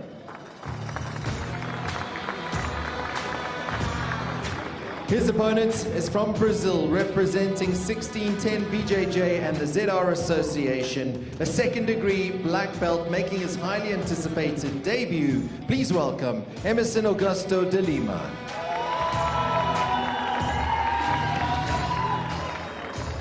Your referee, Bobby Karajanidis. All right, Mouse, we have the highly anticipated debut of Emerson and Rowan Budlender. We saw in a quintet recently. Obviously, Emerson comes with a high caliber competition. Yeah. Representing that ZR team. Him and his brother down in Brazil, really respected competitors. So it's going to be interesting to see how this all plays out. Yeah, I want to see if it's going to be a clash of the styles. I still have a straight in onto the leg is Emerson. Rowan trying to get out there in a frantic pace. Into his and straight that's ankle, nice defense. Heavy on the leg attacks here by Emerson. Another toe hold coming up.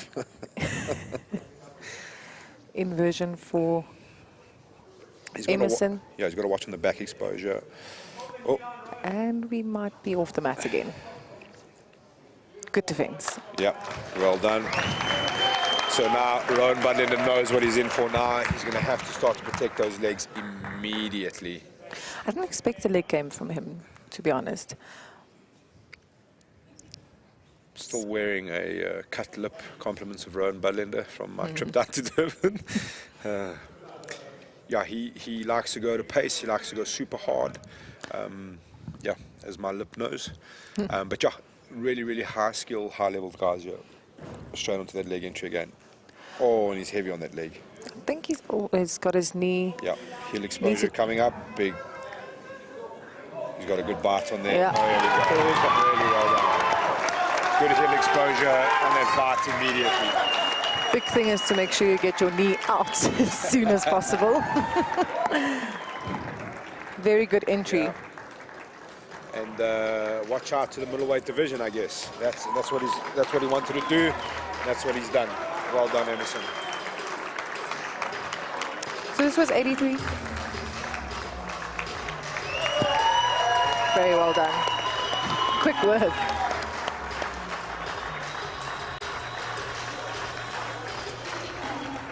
Very impressive. Very impressive.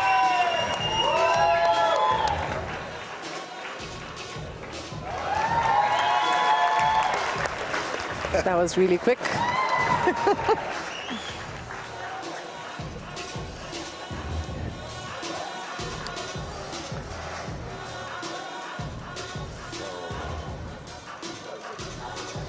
Emerson definitely wants to say something. We'll have to hear what he has to say afterwards.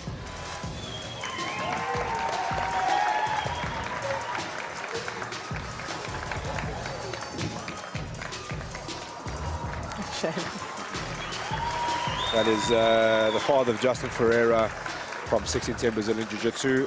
I think just a homage, that's the reason why he's here. The guys have helped him to come over here and be here. Cool. So very nice show of respect there.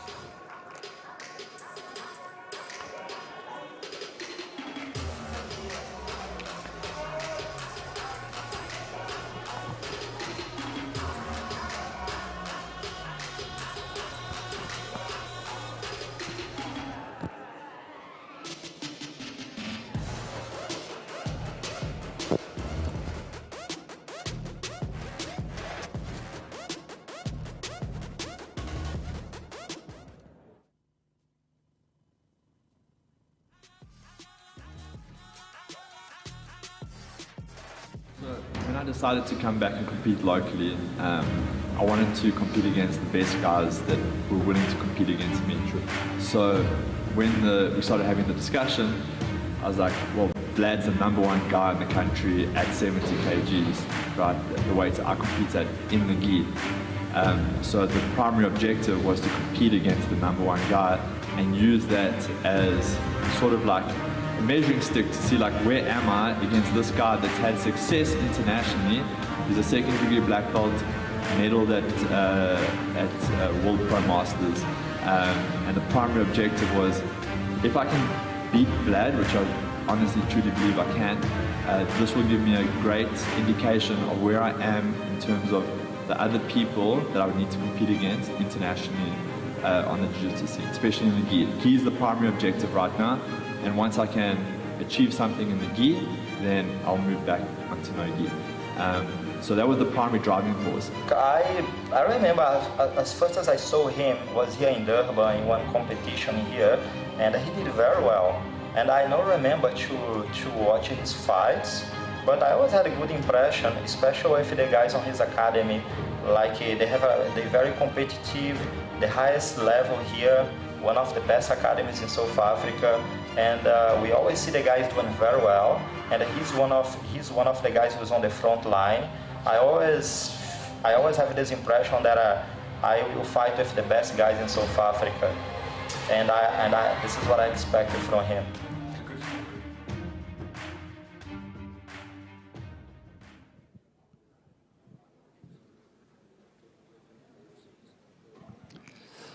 Ladies and gentlemen, we are getting to the business end of this card, and we can't wait for the action to get underway. But let's get to our commentary team now. Big L and Monique introduce this fight.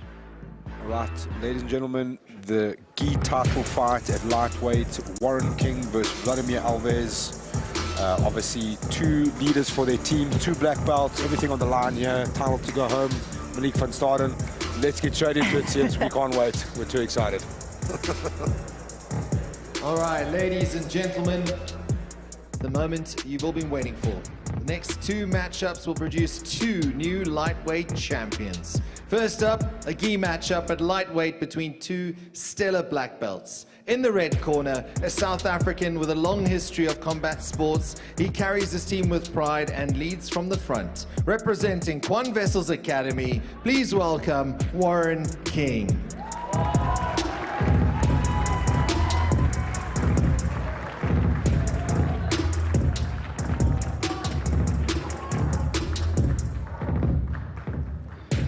His opponent, originally from Brazil with a long history of global competitions, he too leads from the front for his team to beat BJJ in Durban. From the blue corner, please welcome Vladimir Alves.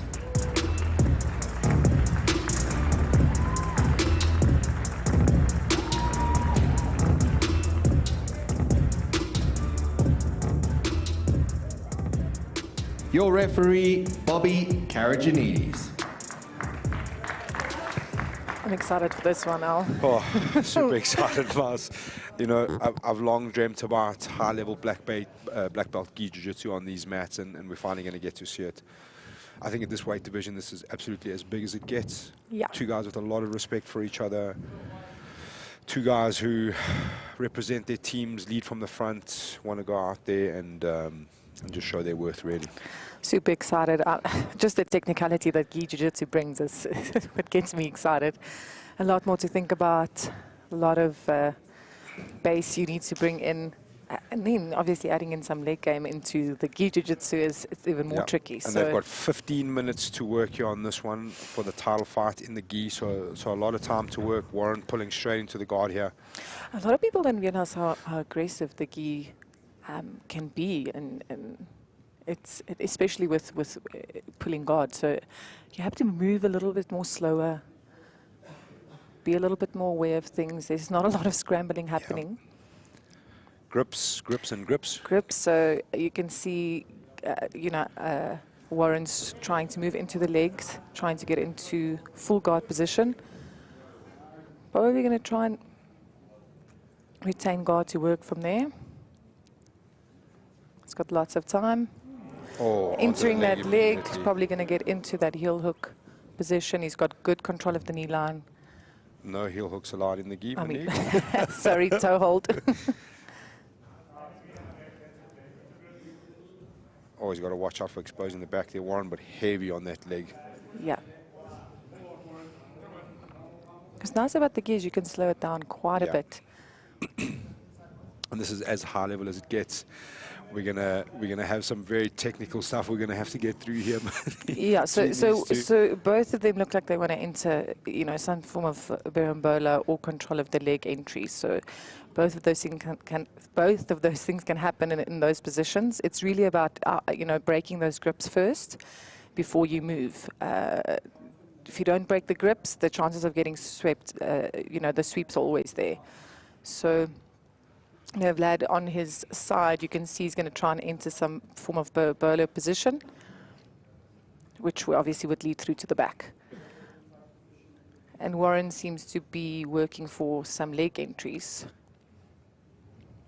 Warren maybe also with an option to try and get up a little bit there. Yeah. You can see even, you know, the left side leg of Warren, if your feet are stuck, it's it's hard to move. Yeah. So he's on the leg, straight ankle position. It's much tighter in the gi. He's got control of his close side collar. Yeah. Heavy onto that straight ankle. But you now can from see Warren. Vlad's grip Yeah, on the good. gi is what's avoiding Nice that little pass on extension. the leg and a step over to us, trying to escape. But Warren's being relentless on it now. And he's going for it. Oh. Well done.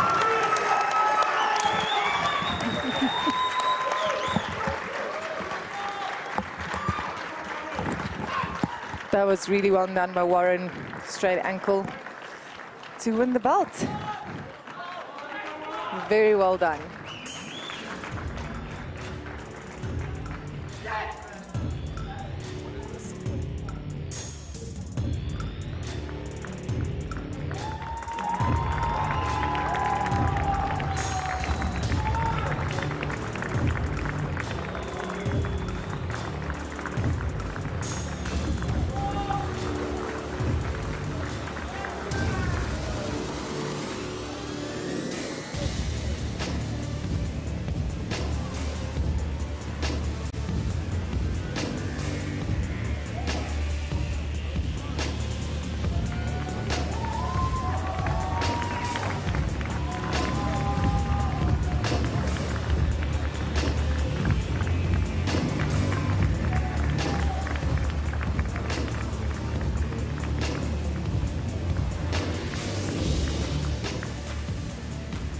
Warren, are you going to stand on this side?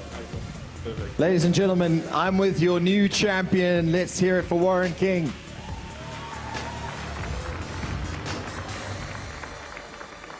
Warren, years and years, blood, sweat and tears. How does this feel tonight to have the belt over your shoulder? Feels amazing, I'll be honest. Rich started working with me for this camp about 6 weeks ago. We didn't even speak about Vlad. He was just adding like skills. And what I caught Vlad with tonight, we started 6 weeks ago. So training with us, training with Rich, training with the team, you know, we don't even know what's happening most of the time, but there's a long-term goal with everything he does. So this one was purely Rich's mastermind. And obviously, the gi is extra special for you. What does it mean going forward now that you've got the belt? Because it's almost like you get to the top of the pile and now you have to be the top dog and defend anyone who challenges you at the top. The reality is that 70 is not actually my weight class. I didn't cut any weight coming into this match. So what I would love to do is go down to 66. I know there's a new Brazilian black belt in town. I would love to have a gi match against him and lead the gi movement from the front. Warren, lastly, just Submission Kings, the platform that provides you guys to express yourselves, to compete and showcase your skills. It's obviously quite special to you. No, definitely. You know, in 2019, Justin phoned me. He's like, I'm going to do this thing called Submission Kings. It's like, sweet. I got into a car with Rourke and another guy. We drove down for the first event. I was the first absolute champion, the first division champion. So it's come full circle that I get to be the first gi champion. Thank you to Al and Feria for putting on an amazing event and for giving me the opportunity to take the #1 spots in South Africa. Warren King, congratulations, ladies and gentlemen. Warren King.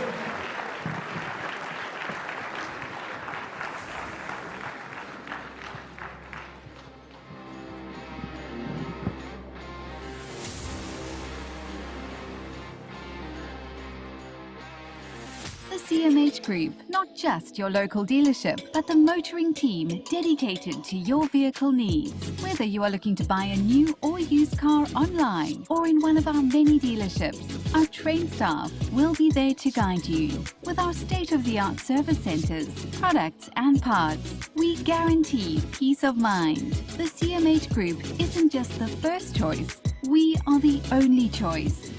Visit your local CMH Group dealers today. I look forward to the match. I respect my opponent.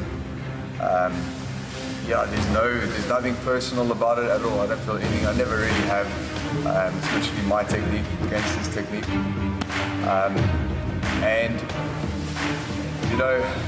I'm always, as I said earlier, I want high level. I want the hard matches. I want the matches that are going to push me to train and to bring out the best in me. And I know that he can do that. So I am looking forward to that. But on a personal level, I like his team. I know Vladimir for many years. Jailson, I know, he's a good friend of mine. Davi, we've met, we've chatted a few times. Cool guy. I look forward to seeing how it pans out because the first match, there wasn't any prep really for it. I didn't really know anything about him. I kind of was a little bit overconfident, I guess. And now, I kind of have a bit more of an idea of his game. And I look forward to playing the game, playing my game against his game. And it's literally a case of whose game is going to come out on top on the day. Acho importante para mostrar o trabalho da Tupi. Ele tem um grande nome aqui, eu respeito muito meu adversário. Conheço ele já, um cara legal. Mas eu quero mostrar o nosso jiu-jitsu, nosso treino aqui focado em competição, no fundamento do jiu-jitsu. E vou para vencer, independente de quem seja meu adversário, eu vou para dar meu melhor. Espero trazer o cinturão e conseguir uma finalização para mostrar o jiu-jitsu bonito, dar um bom show para ela.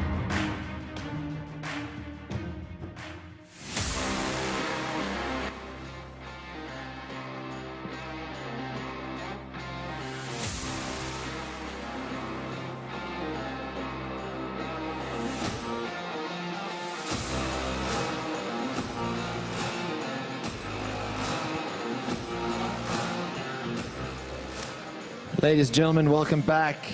It's the main event of the evening, and we can't wait to get it underway. Thanks very much to all our incredible sponsors that have been here to make this event possible. Big shout out to all of them involved. But as we get up to this main event, it's Big L and Mouse with the tail of the tape. Ladies and gentlemen, we have arrived at the main event of the evening. Martino da Silva versus Davi Alankar, the current 66-kilo champion. And possibly the most anticipated debut here at Submission Kings. Martino da Silva, this is for the lightweight title, which was relinquished by Reese van der Merwe, who's gone up a weight division. This is as big as it gets. It's 1-1, Brazil versus South Africa. Everything on the cards here, title and your country. No pressure, boys. Let's see what they got here.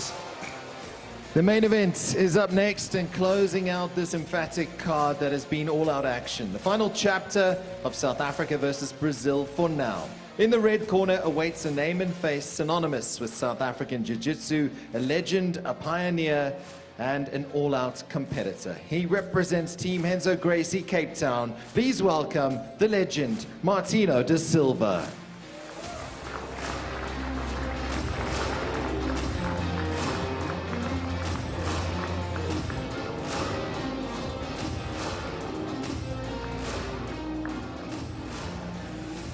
His opponent has fast become one of the most respected competitors to arrive on South African shores. He's looking to become a 2-division champion and take that second belt back to Team Tupi BJJ in Durban. Ladies and gentlemen, in the blue corner, please welcome Davi Alankar.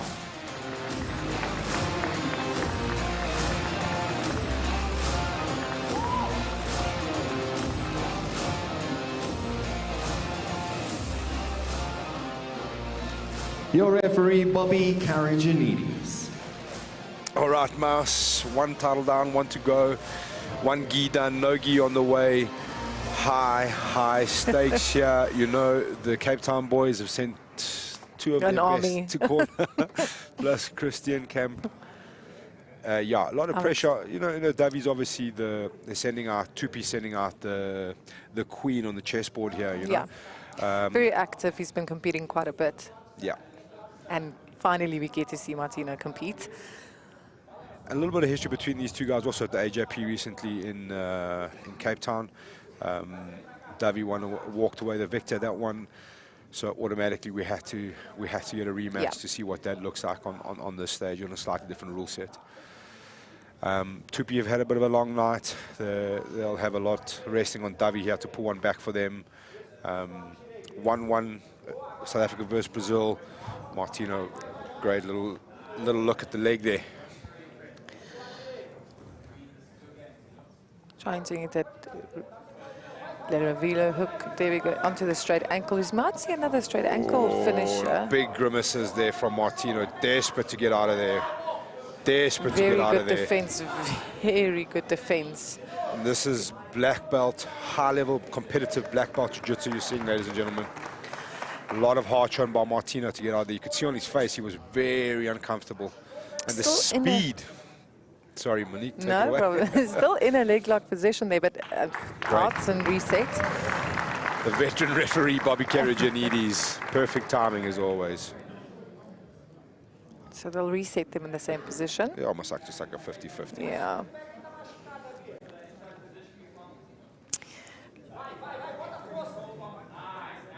Now Martino entering a leg of his own, obviously needs that inside space. Davi going for the same. Yep, little leg lock shootout coming up. Oh, there's a lot going on. Transitioning of legs. 2 legs in, 1 leg out. There's a lot going on. You know, both these black belts are really, really good in the gi as well. You can see a lot of the positioning that they're utilizing is actually also good gi positioning for entries into bowler positions from that reverse eleva. Well, I think Martino would have grown up in a time where it was really only gi jiu-jitsu that was going on.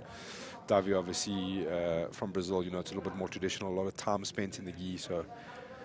But making the no gi great again, these two, Mas. So he's decided to get back up to try and pass the guard of Martino. Not going to be an easy task for him. Martino entering the legs again. And putting himself into a straight ankle. Oh, now Martino's turn to have a bite. And now it's a 50-50 position. Oh, a bit of heel exposure for Martino there. Both guys in on. So Davi's got a bit of more of the bite at this point. And he's locking up. Davi having a good look at that positioning there. Martino's super composed. He knows what he needs to do to get out. Yeah, very nicely done. High level stuff happening here. Still over 6 minutes Getting to go. that knee. Oh, very well done. Nice bite there from Martino. Oh, and that's... Oh, my meniscus is shaking. That was it. Both of these guys have had massive bites and somehow just hasn't happened. So I think the knee control is where sure. One of them needs to actually just lock up one of the knee exposures and then work from there. You know, the outside heel hook is way harder to finish than the inside heel hook, and that's the side that they've both been playing at this point. Oh, Davi onto a leg again. Oh, and this time he gets the tap. I missed it, actually. It was the I think we got with the outside heel hook, yeah. Yeah. Oh, well, Very there well you have done. it. Very well 2-1, done. 2-1 Brazil, double champion, Davi Alencar. That is painful, but very well done for Davi. Amazing work.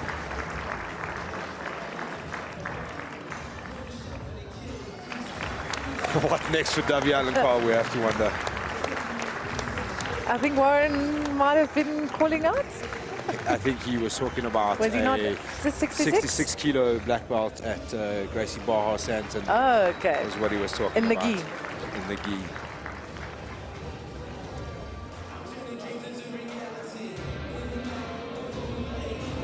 Sure.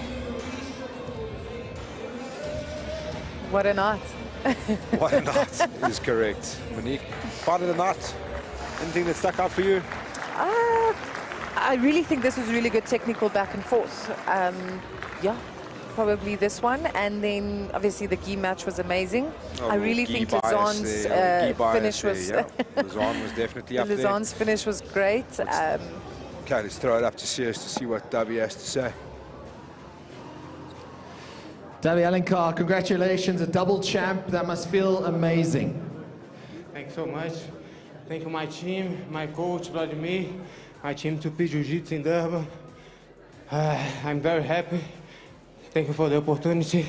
Double champ now. Is there a message in Portuguese do you want to send to your fans? Abraço para minha mãe, para minha família, para a galera da Ubuntu, Fortaleza. Thank you the guys from PFA for helping me. I'm very happy. Thank you, thank you. Thank you very much to my family, my mother back home and my team. Really appreciate all the help and looking forward to coming back. Whenever someone's a double champ, what's next? I mean, it's an incredible achievement and congratulations. But what's next? What is he looking to work on and focus on? Agora que vai a próxima. A gente treina focado para tudo. Qualquer competição que vier agora, acredito que a próxima competição vai ser o ADCC em Cape Town. Mas a gente quer se preparar para lutar o ADCC. E é isso. It's always preparing for the next fight. The next fight, obviously, Cape Town for ADCC. And from thereafter, carrying on and keep coming and winning. Congratulations, Davi. Well done tonight. Davi Alencar, ladies and gentlemen, your champion here at Submission Kings. Winner takes all 6.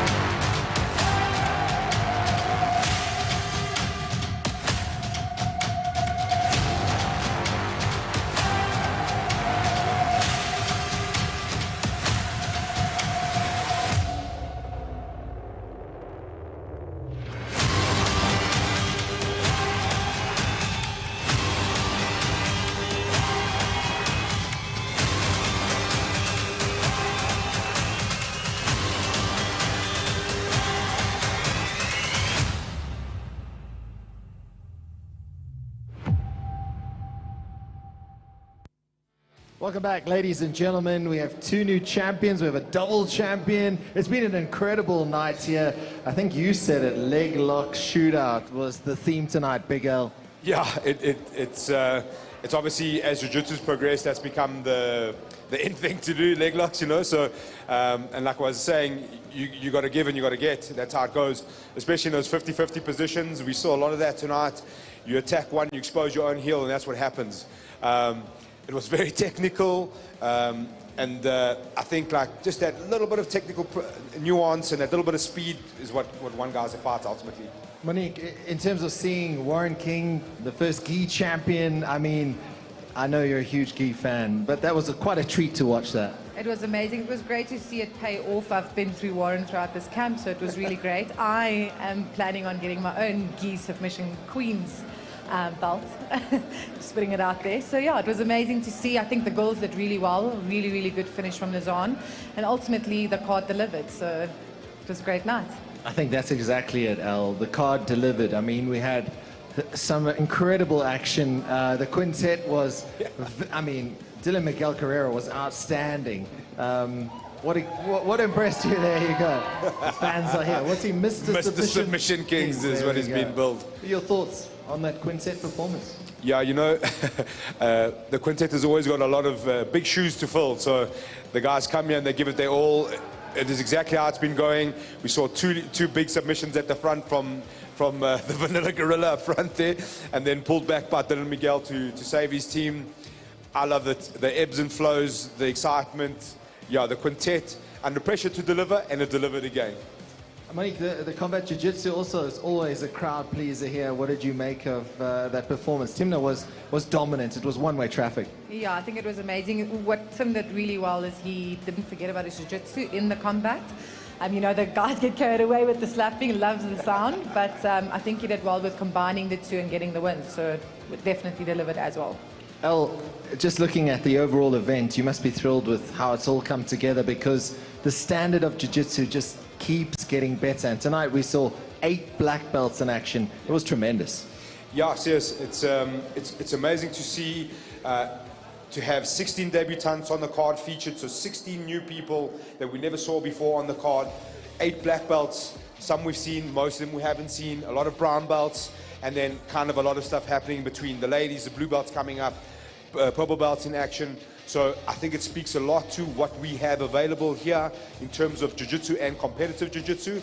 And I think all of us here tonight can say jiu-jitsu in this country is in a very good place, and the sky's the limit for us from here. Speaking of which, winner takes all 7. I know there's a little way to go still. There is. But give us a hint without giving too much away what we can look forward to. So the promo flashed, we're going to do the light heavyweight 8-man. That's going to be for all the marbles. That's a massive division. JP Kruger, Tion Gerber. There's a lot of guys in there. Warren Addison, if he can make the weight. There's a long list of guys. Jason Durant was here tonight. The guys are Carl Lundley as wild cards. I think that division is going to be super stacked. Guys, legends like Tal Bugai fits into that mix. There's a long list of guys in there. That's it, and we're going to get some closure on the welterweight division. A nice little grudge match, Christian Camp versus Desley Faithful. That's going to be a massive matchup. Jordan Leclos is obviously focusing overseas, so he's going to give up that title, and I think that is going to be massive. Guys, you've done a tremendous job on commentary tonight. Thank you for the insights. I've certainly learned a lot, and we've been treated to some excellent jiu-jitsu here at Winner Takes All 6. But this is what you can look forward to at Winner Takes All 7.